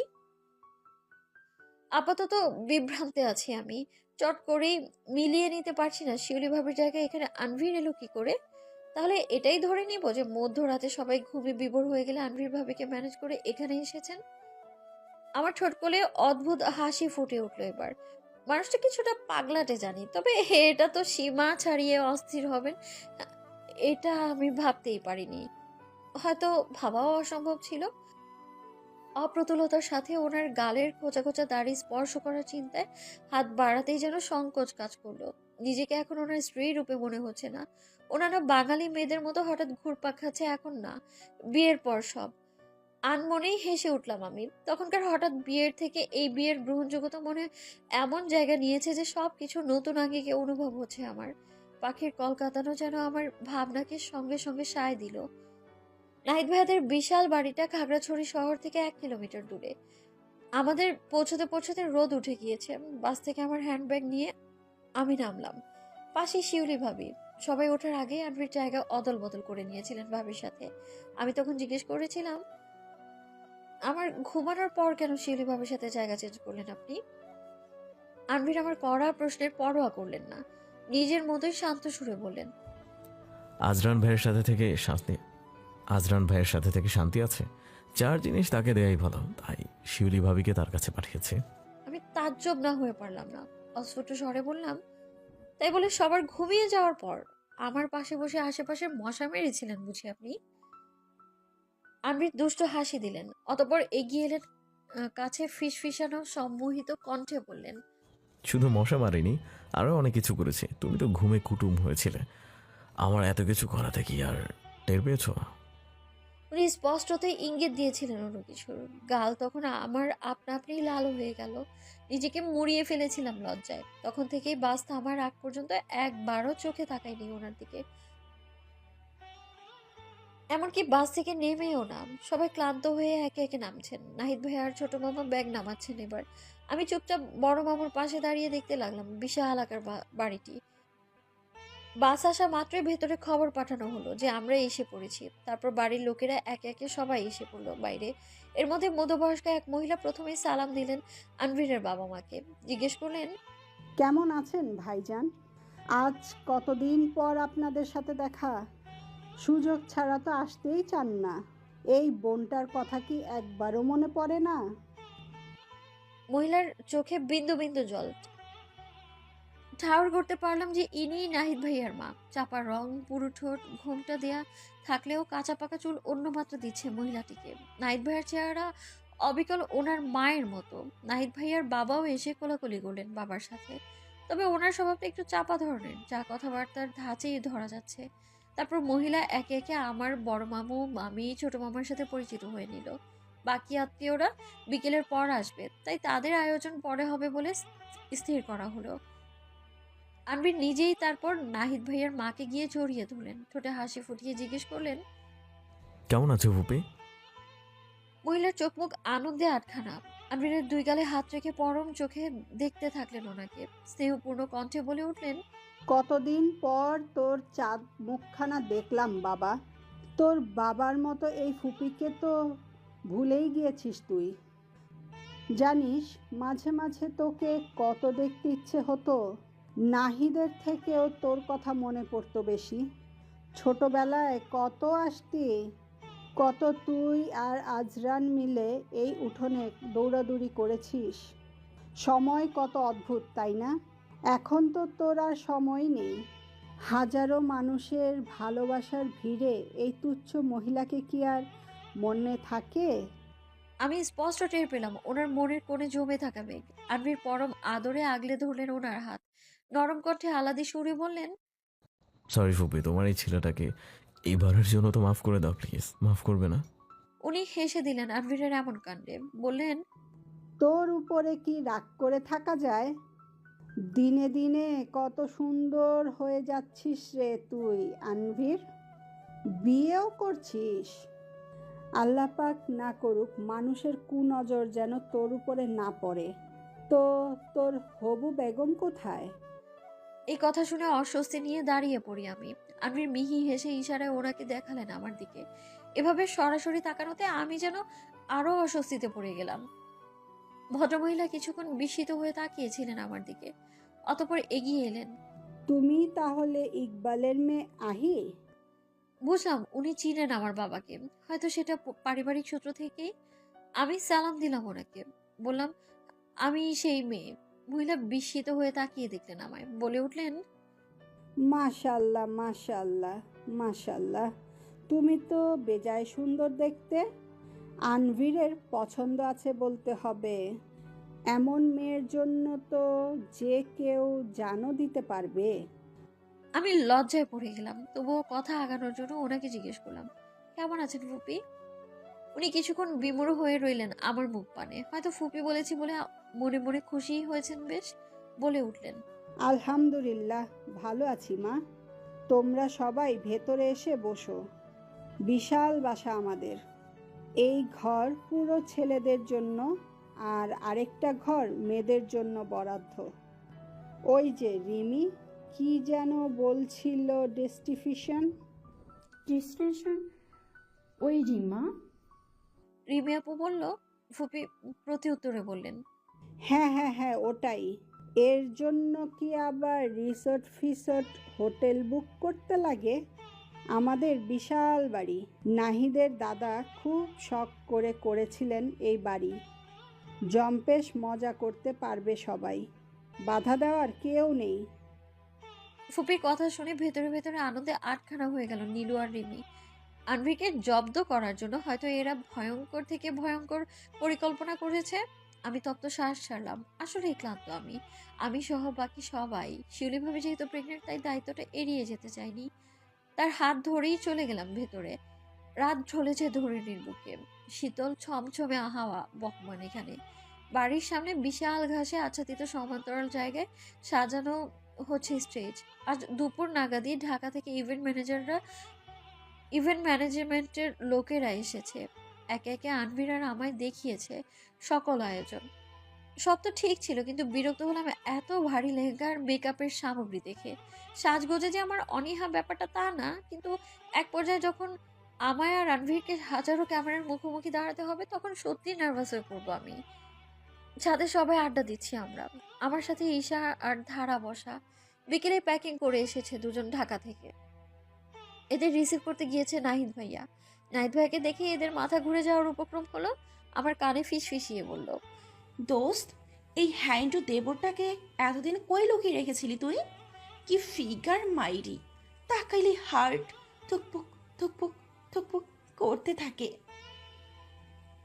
আমি চোখ গরম করে তাকালাম এদের দিকে, বললাম, তোরা মেয়ে জাতটাকে কলঙ্ক বানিয়ে দিলি রে। ছেলে দেখলেই পিনিক উঠে যায় না? মুখ ফলিয়ে বসে রইল এরা দুজন। এদিকে আমি ভাবছি আনভিরের কথা। আসা পর্যন্ত একবারেও কথা হয়নি ওনার সাথে, বস্তুত কেউ সুযোগই দেয়নি সেটার। নীলু হয়তো খেয়াল করলো সেটা, চায়ের কাপে চুমুক দিয়ে বলে উঠলো, ফট করছিস কেন আপু? আরে বোঝো না মেয়ে, ভাবি জানটা আমার আনবির ভাইয়ার শোকে পাগল হয়ে যাচ্ছে। রিমি আপুর কথায় অট্ট হাসিতে ফেটে পড়লো সবাই। ওপাশে নাহিদ ভাইয়াও মিটমিটিয়ে হাসছে। গাল লাল হয়ে গেল আমার। এরা সবাই ভয়ঙ্কর রকমের অশ্লীল কথাবার্তা শুরু করেছে। আমি আর কিছুক্ষণ এখানে থাকলে সত্যি সত্যি হয়তো পাগল হয়ে যাব। উঠে যেতে নিব আমার সাথে। উঠে এলো নীলু, রিমি, এমনকি ধারাও। বিরক্ত হলাম আমি। যেখানেই যাই সেখানে এরা বডিগার্ডের মতো আশেপাশে ঘুরঘুর করে। মূলত আনভিরের সাথে যাতে এক দণ্ডও কথা না হয় সেই প্রচেষ্টা। আমি কিছুক্ষণ পরপরই আশেপাশে দেখেছি আনভিরকে। বারবার আমায় দেখছেন, চোখাচোখিও হয়েছে কয়েকবার। তবে বাবা, মামু আর রাজন ভাইয়ার জন্য ভয়ে এদিকে এগোতে পারলেন না। নাহিদ এবার মোবাইল নিয়ে বসলো আনভিরের পাশে। আনভির বিড়বিড়িয়ে বলল, এভাবে কতদিন জ্বালাতন করবি তোরা? আমার বউ দুনিয়ার সবার সাথে হেসে খেলে কথা বলছে, অথচ বদমাশগুলো আমায় কথা বলতেই দিচ্ছে না। বাবার জন্য এগোতেও পারছি না ভয়ে। অন্য সময় হলে আনভিরের শোকে সমান সমবেদনা জানাতো নাহিদ, তবে এবার এই প্রথম সে মনে মনে শয়তানি আনন্দে মেতে উঠলো। বিড়বিড়িয়ে বলল, আপনারা দুই মিয়া বেবি আমার সিঙ্গেল লাইফের পুরো 12টা বাজিয়ে দিয়েছিলেন আনবির ভাই। এক মাঘে শীত যায় না। এতদিন আমার সামনে বউ নিয়ে দিব্যি কাটিয়ে আমার বউয়ের অভাব বুঝিয়েছিলেন না, এবার বুঝবেন ঠেলা। আজকে আপনার এই রূপে আনবির ভাই হার্ট অ্যাটাক করবে ভাবি। নাহিদ ভাইয়ার এই কথায় আমি অপ্রস্তুত হয়ে গেলাম। সবার চোখে মুখে সেই একই অভিব্যক্তি। চারিদিকের হইচই স্বপ্নের মতো লাগছে আমার কাছে। সবার এই হইচই, আনন্দ সবকিছু আমায় আর আনভীরকে ঘিরে। আজ আমার আর আনভীরের গায়ে হলুদ। বিষয়টা মনে আসতেই যতটা না আনন্দ অনুভব করি, তার থেকেও আরো বেশি অনুভব করি প্রশান্তি। আর লুকোচুরি নেই, আর ভয়ে থাকতে হবে না কেউ দেখবে কিনা, দেখলে কি ভাববে। এখন শুধুই আমাদের ভালোবাসার পূর্ণতা পাওয়ার সময়। দিনে দিনে আনভীর নামক মানুষটা আমার সারা অস্তিত্বে এমনভাবে জড়িয়ে গিয়েছে যে এর চেয়ে কখনো পরিত্রাণ পাওয়ার ইচ্ছে নেই আমার। এভাবেই জুড়ে থাকবো ওনার সাথে, এভাবেই সাদরে গ্রহণ করে নিব ওনার সব পাগলামো। বেডে বসে আছি আমি, আমার গায়ে জড়ানো, গায়ে হলুদের হালকা রঙের শাড়ি, মুখে মানানসই সাজ। আয়নায় যতবার নিজেকে দেখি ততবারই অবাক হচ্ছি এই রূপে দেখে। মনে হচ্ছে ঘোরে আছি আমি। আমার এই স্বপ্ন নিমিষেই হয়তো চুরমার হয়ে যেতে পারে, কিন্তু না, এমন কিছুই হবে না জানি আমি। নীলু নাহিদ ভাইয়ার সাথে আমায় দেখে বলে উঠলো, আহারে, আমার আপুটাকে পুরো রানী লাগছে। আজ তো আনভির ভাইয়া এই রূপ দেখে মরেই যাবে। এমনিতেই তার কত কষ্ট, দুদিন ধরে বউকে তার সাথে ঘেঁষতে দেই না। কথাটি শুনে অট্ট হাসিতে ফেটে পড়লো সবাই। ঈশা, ধারা সবাই নিজের শাড়ি পরে মেকআপ করতে ব্যস্ত। শিউলি ভাবি একটা হালকা কারুকাজের থ্রি পিস পরেছে। আজরান ভাইয়া কড়াকড়ি ভাবে বলে দিয়েছে এই অবস্থায় কোনো ধরনের কোনো নড়াচড়ি করতে না। ভাবির মুখ বিষণ্ণ দেখে আমি জড়িয়ে ধরলাম তাকে হালকা করে। আদুরে কণ্ঠে বললাম, এমন গুলুমুলু ভাবিটা রাগ করে থাকলে কি ভালো লাগে? তুমি এমন করে থাকলে আমার নিজেরও তো ভালো লাগবে না, বলো? কি করব বলো, কত ইচ্ছে ছিল তোমার আর আনভীরের বিয়েতে একসাথে এক হাতে সব সামলাবো। আমার দেবটাকে আচ্ছা মতো ধোলাই দিব তোমার সাথে কড়া কথা বললে। আর হলোটা কি, আমি নড়াচড়া করলে দেবর আর দেবরের ভাই মিলে পারলে আমায় ধমকের উপর রাখে। আমি চুপটি হাসলাম ভাবির এমন কথা শুনে, তাই তাকে বসালাম। আমি পেটে হালকা করে মাথা পেতে বললাম, হেই চাচি যান, তোমার গুলুমুলু মাম্মামটা কত কষ্ট করছে দেখেছো? তোমার চাচু চাচির বিয়েতে এনজয় করতে পারছে না, তুমি ফটাফট করে চলে আসো তো। তারপর তোমায় অনেক বেশি আদর করবো আমরা, তোমার গুলুমুলু মাম্মাম পাপাই থেকেও অনেক বেশি। শিউলি ভাবির বিষণ্ণ মুখ হঠাৎ হাসিতে মুখরিত হয়ে উঠল। হাসলে বড্ড সুন্দর লাগে তাকে, আর গর্ভবতী হওয়ার দরুন স্নিগ্ধতার আদল যেন ফুটে ওঠে আরো। ভাবি মিহি হেসে বলল, আহি, আজকে দেখতে মারাত্মক লাগছে তোমায়। আমি জাস্ট ভাবছি যে আমার ভোলাভালা দেবতা তোমার এই রূপ দেখে নিজেকে সামলাতে পারবি কিনা। লজ্জায় গাল লাল হয়ে গেল আমার। প্রথমত আনভীরের সাথে ভোলা ভালা ওয়ার্ডটা একেবারেই যায় না, আর দ্বিতীয়ত বিগত 2 দিন ধরে ওনার সাথে কথাই হয়নি আমার। বস্তুত নাহিদ ভাইয়া, রিমিয়াপু, নীলু, ঈশা, ধারা কেউ সেটা সুযোগই দেয়নি আমাদের। আমি জানি না আজ হঠাৎ মুখোমুখি হওয়ার পর উনি কি প্রতিক্রিয়া করবেন। তখনই নীলু আর ঈশা দৌড়ে আসলো ঘরে, বলে উঠলো, নিচে ঝাক্কা সেন্ট্রি দিয়েছে দুলাভাই বেব, তুই রেডি তো? তোর ফুপি শাশুড়ি তোকে নিচে নিয়ে যেতে বলেছে।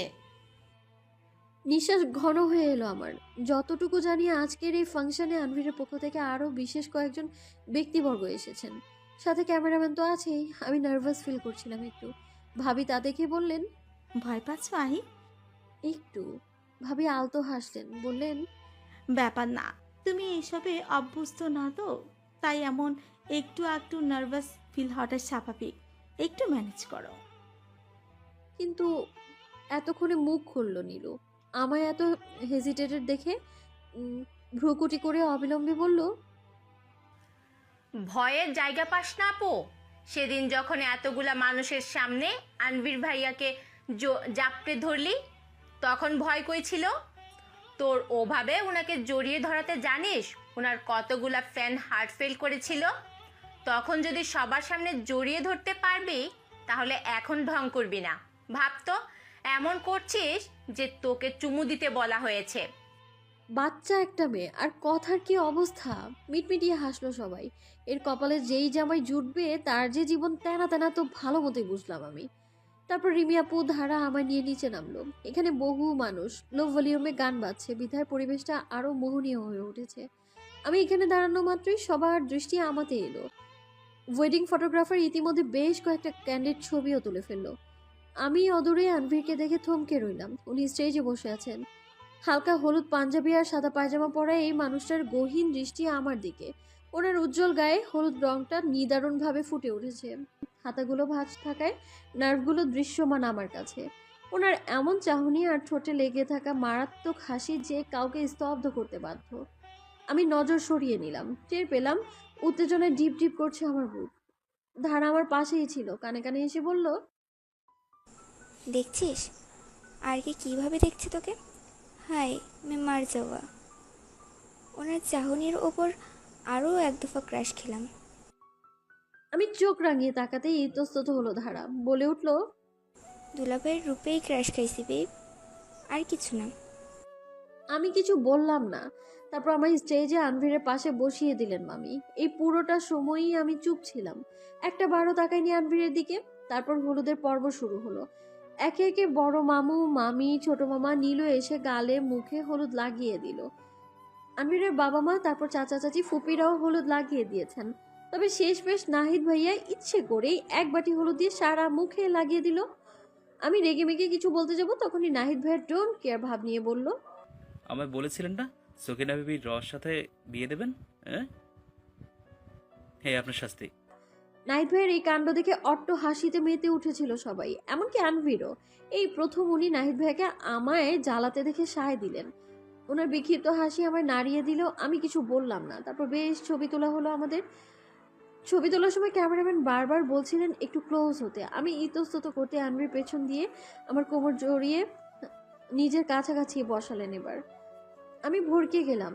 এলোমেলো দৃষ্টি নিক্ষেপ করলাম আনভিরের দিকে। ওনার মুখে ভাবনার লেশ মাত্র নেই। আমি অস্ফুট স্বরে বললাম, কোমর ছাড়ুন আনভির, সবাই দেখছে তো। দেখলে দেখুক, কাপল ফটোতে এস কমন বেবি গার্ল। কেঁপে উঠলাম আমি। ওনার জড়ানো কণ্ঠ, আড়ষ্টময় কথাবার্তার ভঙ্গি যেন নিঃশ্বাস বন্ধ করে দিয়েছে। আনভির খানিকটা হাসলেন, অতঃপর বললেন, তোমার থেকে চোখ ফেরাতে পারছি না। আমি সচকিত হলাম, তবুও জিজ্ঞেস করলাম, কেন? আনভির দুষ্ট হাসি দিলেন, কানের কাছে ফিসফিসিয়ে বললেন, your looking very much wonderful. এতদিনে বুঝলাম ওই দস্যু মেয়েগুলো কেন তোমায় আমার দৃষ্টি সীমানার বাইরে রেখেছিল। ঠিকই করেছে, এতদিন অস্থির হলেও নিয়ন্ত্রণে ছিলাম, এখন তো মাথায় ঠিক রাখতে পারছি না। ইচ্ছে করছে টুপ করে গালে চুমু খেতে। কি বলো, খাবো? ফার্স্ট মি, তাহলে বেস্ট কাপল পিক হবে এটা। কান দিয়ে ধোয়া বেরোচ্ছে আমার। এতগুলো কমপ্লিমেন্টের মধ্যে আনভিরের কমপ্লিমেন্ট ছিল সবচেয়ে ভয়ঙ্কর আর একেবারে লাগাম ছাড়া। আমি জোরে জোরে নিঃশ্বাস ফেলতে লাগলাম। এই ধরনের কথা কেবল আনভিরের দ্বারাই সম্ভব। সময় পার হয়ে গিয়েছে ইতিমধ্যে। রাত আরও গভীর হওয়াতে নেমে পড়েছে ঠান্ডা। সবাই ক্লান্ত হয়ে প্রোগ্রামের পাট চুকিয়ে দিল। হয়তো আগামীকাল সকালেই আমার আর আনভিরের হলুদের অনুষ্ঠান নিয়ে রসালো খবর ছড়ানো শুরু হবে। আমি ক্লান্ত নির্নিমেষে রুমে পা বাড়ালাম। বড়রা সবাই ইতিমধ্যে চলে গিয়েছে যার যার রুমে। আমি নাহিদ ভাই আর নীলুকে একসাথে এত হাসাহাসি করতে দেখে অবাক হলাম বেশ। নাহিদ ভাই যে নীলু রানীর প্রেমে হাবুডুবু খাচ্ছে বুঝতে বাকি নেই। আমার ঠোঁট টিপে হাসতে দেখি ঈশা ধারা অবাক হয়ে বলল, এভাবে আসছিস কেন তুই? কেন জানি মনে হচ্ছে আমার নাহিদ ভাইয়ার বউ পেয়ে গিয়েছি আমরা। আমার দৃষ্টি অনুসরণ করে ধারা ঈশা ওইদিকে তাকাতেই বড় সড়ো ঝটকা খেলো। কাঁদো কাঁদো স্বরে ঈশা এবার বলে উঠল, তোর এই সুন্দর দেবরটাও শেষ পর্যন্ত আমার হাতছাড়া হয়ে গেল দোস্ত। কই ভাবলাম এরে পটিয়ে ফেলবো, তাও হলো না। ধুর। এক বালতি দুঃখ প্রকাশ করলাম আমরা ঈশার জন্য। অতঃপর তাদের তাড়া দিয়ে বললাম, এবার যা তো শুয়ে পড়, আমি শাড়ি পাল্টাবো। আর যাওয়ার সময় কষ্ট করে রিমি আপুকে ডেকে দিস তো। ওরা দুজন চলে যাওয়ার পর আমি দরজা ভিড়িয়ে দিলাম। অপেক্ষা করতে থাকলাম আপুর জন্য, কিন্তু রিমি আপুর আসার কোনো চিহ্নই নেই। 5 মিনিট, 6 মিনিট, 7 মিনিট পার হয়ে গেল। শেষমেশ ক্ষান্ত হয়ে ধাতস্থ করলাম আমি নিজেই খোলার চেষ্টা করবো শাড়ির সেফটি পিন। দরজাটা লাগিয়ে দিলাম, তাই বাইরে ঘন অন্ধকার, শোষো বাতাস জানান দিচ্ছে খাগড়াছড়ির আবহাওয়া। হালকা হালকা কপাট বাড়ি খাওয়ার শব্দে আমি পরোয়া করলাম না। নিভু নিভু আলো শাড়ির সেফটি পিন খুলে কুচিতে হাত দিতে পেছন থেকে কেউ জড়ানো কণ্ঠে বলল, I like it. হঠাৎ হাত অকেজো হয়ে গেল আমার। মাথার নিউরন হঠাৎ সাদরে গ্রহণ করতে পারলো না ভরাট পুরুষালী কণ্ঠটা। কি শুনলাম এটা আমি? মনে হচ্ছে ঘোরে আছি আমি। চোখকে কোনো মতে নিয়ন্ত্রণে এনে আয়নায় দৃষ্টিপাত করলাম আমি। দেখা মাত্রই চোখ আপনা আপনি বড় হয়ে গেল। ভুল দেখছি না তো? নাকি এটা নিছক কল্পনা? আনবির পেছনে দাঁড়িয়ে আছেন দেয়ালে হেলান দিয়ে, হাত ভাঁজ করে প্রগাঢ় চাহনি আমাদের নিক্ষেপ করাতে আমি বিমূঢ় হয়ে রইলাম। ওহ গড, সবার চোখে ফাঁকি দিয়ে উনি কিভাবে আসলেন এখানে? নড়াচড়া করছি না দেখে ভ্রুকুটি করে বললেন, ও মাই গড, তুমি এখনই সব খুলে টুলে মাইক কন্ট্রোলাইজ করার প্ল্যানে আছো নাকি? আনভিরের এমন কথা শুনে বাকরুদ্ধ হয়ে রইলাম আমি। বুকে ডিপ ডিপ শব্দ বেড়ে উঠল চক্রবৃদ্ধি হারে। আমি অস্বস্তিতে সেভাবেই মুহূর্ত প্রতীক হয়ে রইলাম, যেন ভুলেই গিয়েছি এখন আমার কি করা উচিত। মানুষটা লাগাম ছাড়া জানি আমি, তাই বলে একজন মানুষকে এতটাই লাগাম ছাড়া হতে পারে? উফ, এতটাই! আমার নাড়াচাড়া না করতে দেখে ঠোঁটে বাঁকা হাসি ফুটালেন আনপির। ভাঁজ করা হাত নিরুপণে হলতে পাঞ্জাবির পকেটে গুজে এগিয়ে আসলেন আমার দিকে। তৎক্ষণাৎ আমার ধ্যান ভাঙলো। নিজের অবস্থান টের পেয়ে কোনো মতে কুচি সামলে অস্ফুট স্বরে বললাম, আপনি এখানে কি করছেন আনভির? উনি ভ্রু কুচকালেন, বিদ্রুপ স্বরে বললেন, সব খুলে টুলে দেখানোর এতক্ষণ পর তোমার মনে প্রশ্ন উদয় হলো যে আমি এখানে কেন এসেছি? আবারও এমন ঠোটকাটা কথায় গাল রক্তিম হয়ে এলো আমার। আপাতত আমি বুঝতে পারছি না এই মানুষটাকে আমার প্রতি উত্তরে কি বলা উচিত। আনভির আমায় বিব্রত হতে দেখে যেন চরম আনন্দ উপভোগ করছেন। জড়ানো কণ্ঠে বললেন, আহি, আমি নিশ্চুপ। তোমায় এভাবে দেখতে মাথা নষ্ট করা সুন্দর লাগছে। মাথা নষ্ট করা সুন্দরী মানে বুঝো, যা দেখলে মন মস্তিষ্ক সব কিছু আউট অফ কন্ট্রোল হয়ে যায়। মাথার রীতিমতো আমার চক্কর দিয়ে উঠলো আজ।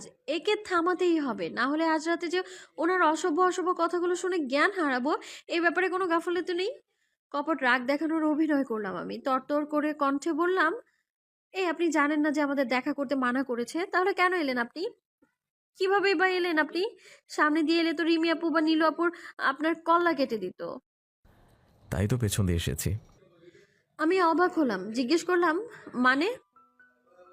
মানেটা সিম্পল, জানালা দিয়ে ঢুকেছি, বাইরে আজরান ভাইয়া পাহারা দিচ্ছে।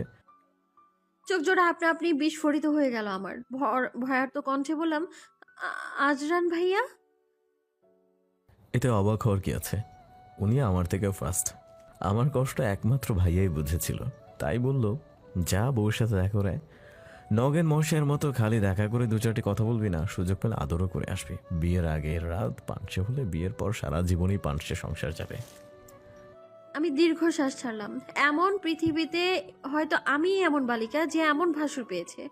মুখে বাদ নেই, ফ্রি মানুষ, যা খুশি তাই বলে বেড়াতে পারে। ছোটবেলায় যখন জাফর ইকবাল স্যারের বই পড়তাম, মাঝে মাঝে কিশোর উপন্যাসে আজরান ভাইয়ার মতো চরিত্রের দেখা পেতাম।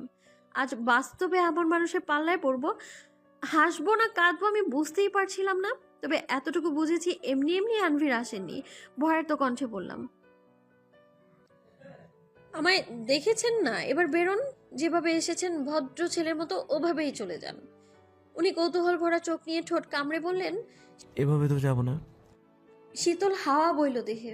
উনি কি সত্যিই তবে আজরান ভাইয়ার কথা কাটাতে এসেছেন নাকি? বলে উঠলাম, মানে?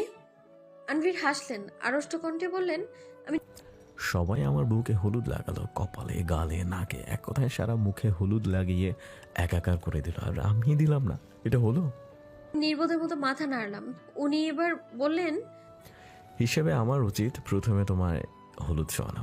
অ্যাটলিস্ট মুভিতে গল্প উপন্যাসে তো এরকমই দেখানো হয়, বাট এবার না হয় একটু ভিন্ন আয়োজন করি।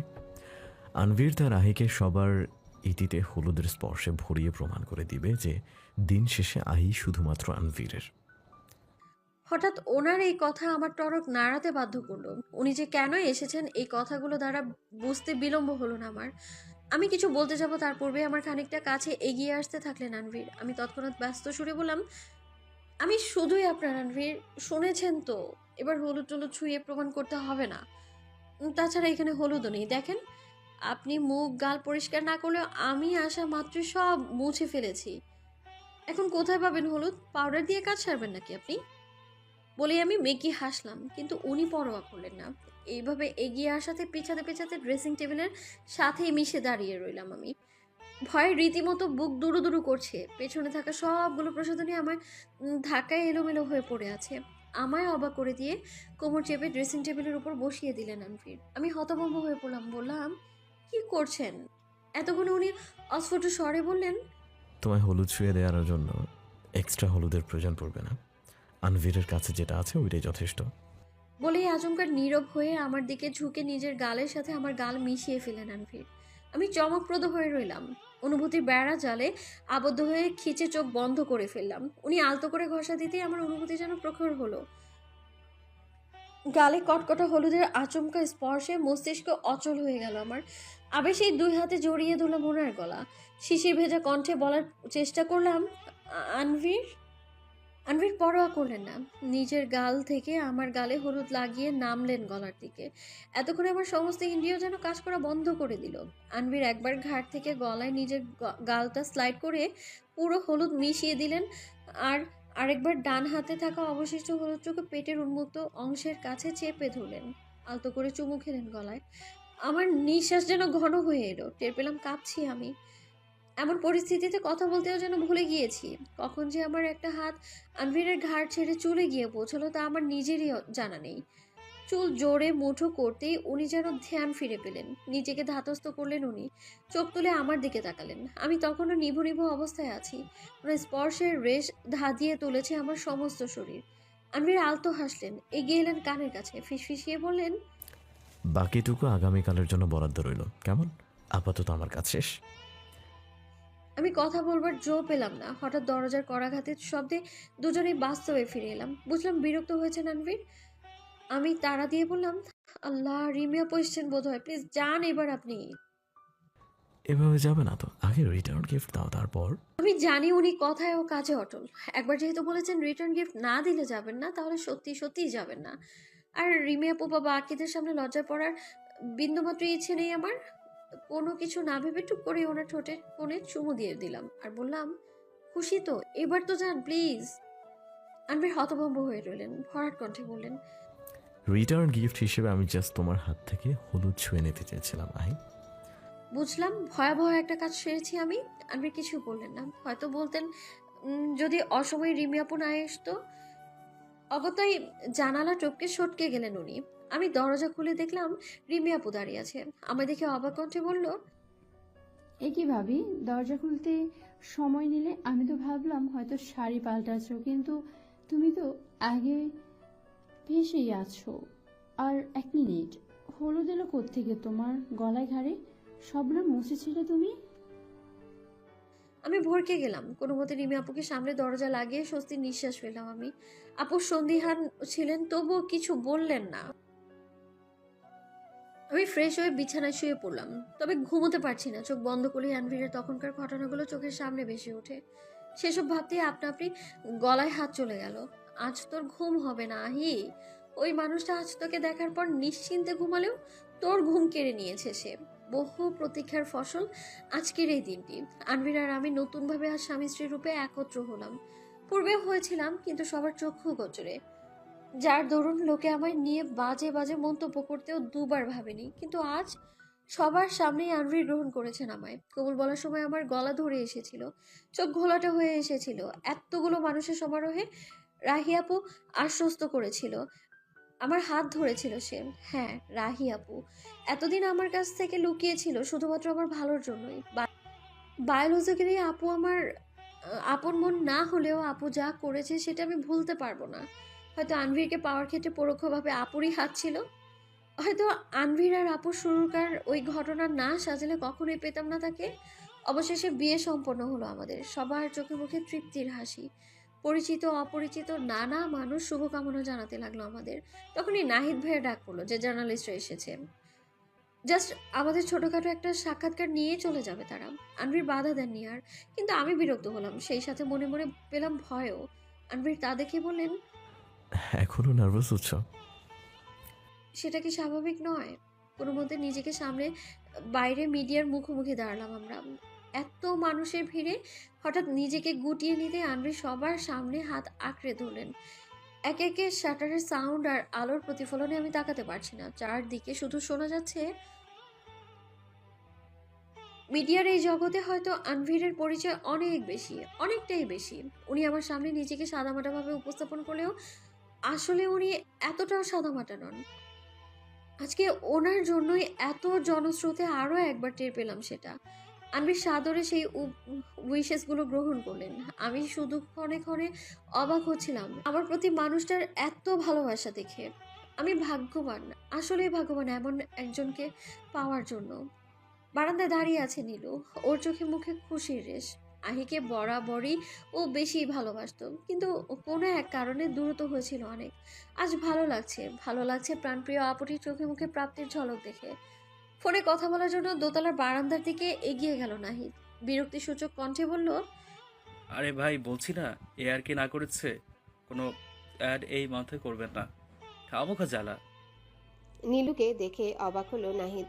চোখে আপনা আপনি ওর মসৃণ চুলে চলে গেল। মেয়েটা আপন মনে বাইরে তাকিয়েছে, উপভোগ করছে খাগড়াছড়ি পাহাড়ের ঘেরা সৌন্দর্য। আরও একবার নাহিদের বুক ধক করে উঠল। ঘোরবশত কল কেটে পাঞ্জাবির পকেটে গুজে দিল সে। তারপর এগিয়ে গিয়ে নীলুকে জিজ্ঞাসা করলো, কি ভাবছো এত? আপুর কথা? আপু শেষমেশ কতটা লাকি, তাই না? এটা তাহলে সত্যি যে মানুষের জীবন সবসময় এক ধারায় যায় না। কে জানতো যে আনবীর ভাইয়ার মতো আপুর লাইফে কেউ এসে পড়বে? নাহিদ হাসলো আনমনে বলল, ভালোবাসা আপেক্ষিক জিনিস নীলু, এক শ্রাবণ হাওয়ার মতোই হুট করে জীবনে ঘনিয়ে আসে। নীলু তাকালো নাহিদের দিকে। কালো গহীন চোখ, পুরু ঠোঁট, সেই ঠোঁটে বরাবরই চাপা হাসি। অল্পতেই ছেলেটা কপাল ভাঁজ করতে ভালোবাসে, এতে যেন আরও মারাত্মক লাগে দেখতে। নীলু আবার ফিচেল হাসলো, বলে উঠল, একটা কথা বলবো? বলো। Thank you. নাহিদ কিঞ্চিত অবাক হলো, ধরতে পারল না ধন্যবাদ জ্ঞাপনের কারণ। নীলু তা বুঝে বলে উঠল, থ্যাংক ইউ আপুর সাপোর্টে থাকার জন্য। থ্যাংক ইউ তাকে ভাবি হিসেবে নয়, একজন বন্ধু হিসেবে ট্রিট করার জন্য। অ্যাগেন থ্যাংক ইউ যে সমস্ত প্রতিকূলতার মধ্যেও আনবীর ভাইয়ার সাথে আপনাকেও আপুর পাশে থাকার জন্য। আপু বলুক বা না বলুক, আমি জানি যে আপনি আপুর লাইফের একজন সেরা বন্ধু। নাহিদ এতটা ভাবেনি এসব নিয়ে, হয়তো সত্যি আহিকে সত্যি নিজের বিশেষ বন্ধু বলে মনে করে। নীলু এগিয়ে এলো খানিকটা, বলল, এবার আরও একবার না হয় ভাবি ধর্ম পালন করলেন। আপনার ভাবির তো অনেক ইচ্ছে আপনার লাইফ পার্টনার দেখবে, সেটা না হয় পূরণ করুন। কিন্তু কিভাবে? আরও কাছে এলো নীলু, ফিসফিসিয়ে বলল, যেভাবে আপনি আমার প্রেমে হাবুডুবু খাচ্ছেন। বলেই ধীর পায়ে চলে গেল নীলু। নাহিদ এখনো দাঁড়িয়ে আছে সেই ভঙ্গিমায়। আকাশে গর্জন হচ্ছে খুব, আজ বৃষ্টি নামবে। ঘটা করে শ্রাবণের আমেজে মুখরিত হবে চারপাশ। বৃষ্টি শুরু হয়েছে তুমুল গতিতে, ক্ষণে ক্ষণে মেঘের ডাক। আমি আবার আড়ষ্ট আমি এবার সবার আড়ষ্ট কথাবার্তা পেরিয়ে ঘরে ঢুকলাম। আনভীর আসেননি, হয়তো আসবেন কিছুক্ষণ পর। ঘর আধার হয়ে আছে, কোনায় কোনায় মোমবাতির আলোয় মায়াবী লাগছে ঘরটা। আমার আজ অন্যরকম অনুভূতি খেলা করতে লাগলো, যেন প্রকৃতিও সায় দিচ্ছে এই উথাল পাথাল অনুভূতির। বধূবেশে আয়নায় নিজেকে পরখ করে নিলাম আমি। এই সাজ, এই রূপ শুধুমাত্র একজনের জন্য, সেটা হলো আনভীর। অজস্র ভাবনা ভাবছিলাম, তখনই দরজা খোলার শব্দে চমকে উঠলাম। আনভীর এসেছেন, মুখে ক্লান্তির রেশ। আমায় দেখে দুর্বল হাসি দিলেন, এই হাসিতে তোলপাড় হয়ে উঠলো আমার হৃদয়। উনি খানিকটা কাছে এগিয়ে ফট করে কপালে চুমু খেয়ে বললেন, এভাবে আনইজি ফিল করতে হবে না, পাল্টে আসো। তাই করি আমি। আমি ধাতস্থ করলাম, শাড়ি পরবো আজ। আনভীরের সামনে কখনো বিশেষভাবে শাড়ি পরা হয়নি, আজই হয়তো সেই রাত। তাই একটা নীল শাড়ি গায়ে জড়িয়ে নিলাম আমি। চুল মুছতে মুছতে বের হলাম, ততক্ষণে আনভীর ক্যাজুয়াল লুকে এসে পড়েছেন। বারান্দায় থাকা টেবিলে কফি আর গিটার নিয়ে বসেছেন আজ দুজন গল্প করব বলে, কিন্তু আমায় এই রূপে দেখে থমকে গেলেন আনভীর।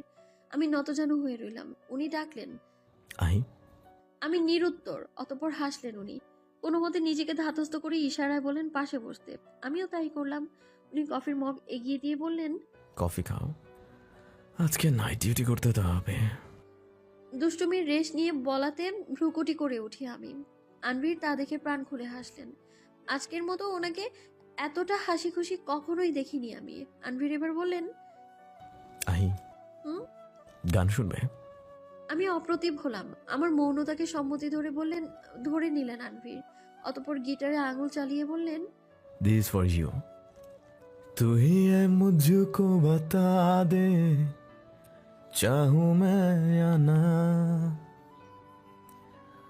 अपने तो दिल का बता दे, चाहूं मैं या ना। तू ही है मुझको बता दे, चाहूं मैं या ना, अपने तो दिल का पता दे, चाहूं मैं या ना।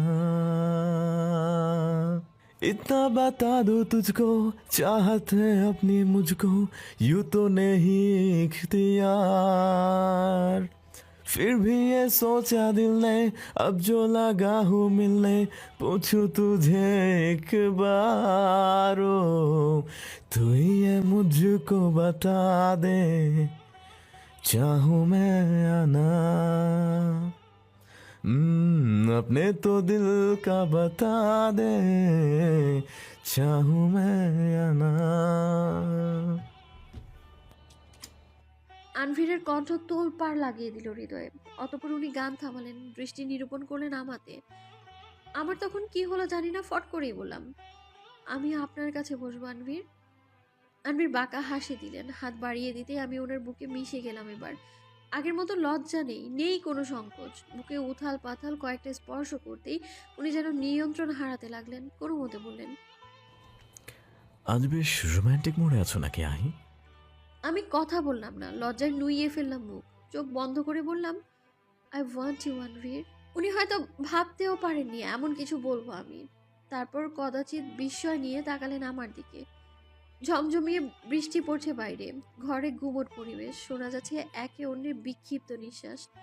আনভীর কথা বললেন না, আমায় কোলে তুলে নিঃশব্দে খাটে শুয়ে দিলেন। আমি নির্বাক হয়ে ওনার গহীন চোখ দেখলাম। মনে পড়লো সেই রাতের কথা, যখন ওনাকে প্রথম দেখেছি। তখন ভাবতেই পারিনি এই মানুষটাকে এতটা ভালোবাসতে পারবো। আনভীর আরো ঘনিষ্ঠ হলেন, বললেন, আমায় গ্রহণ করতে পারবে তো? ওনার জামা খামচে ধরে নিজের কাছে টেনে ঠোঁট করে স্পর্শ করলাম আমি। আনভীর সম্মতি পেয়ে আলতো হাসলেন। ভরার দুষ্টুমি কণ্ঠে বললেন, মনে আছে তো, এই রাতে একটা টাইট কিস করতে হবে। নিঃশ্বাস ফেললাম আমি। আজ গ্রহণ করব মানুষটার সকল উদ্ভট কথাবার্তা। বৃষ্টির গতি বাড়ছে, সেই সাথে নিঃশ্বাস প্রগাঢ় হচ্ছে আনভীরের। এক শ্রাবণ হাওয়ায় এর মতো জীবনটা হাওয়ার ন্যায় এক অন্য ভালোবাসার জগতে নিয়ে গেল। বৃষ্টির ছন্দপতন, জানালার কপাটের শব্দ, শস্য হাওয়া আর উষ্ণ নিঃশ্বাসের আদলে আনভীরের বলা কথাটাই হঠাৎ কানের কাছে ফিসফিসিয়ে বেজে উঠল। ঝংকারের ন্যায় বলে উঠল, I love you, Ahi. I love you even more than my everything.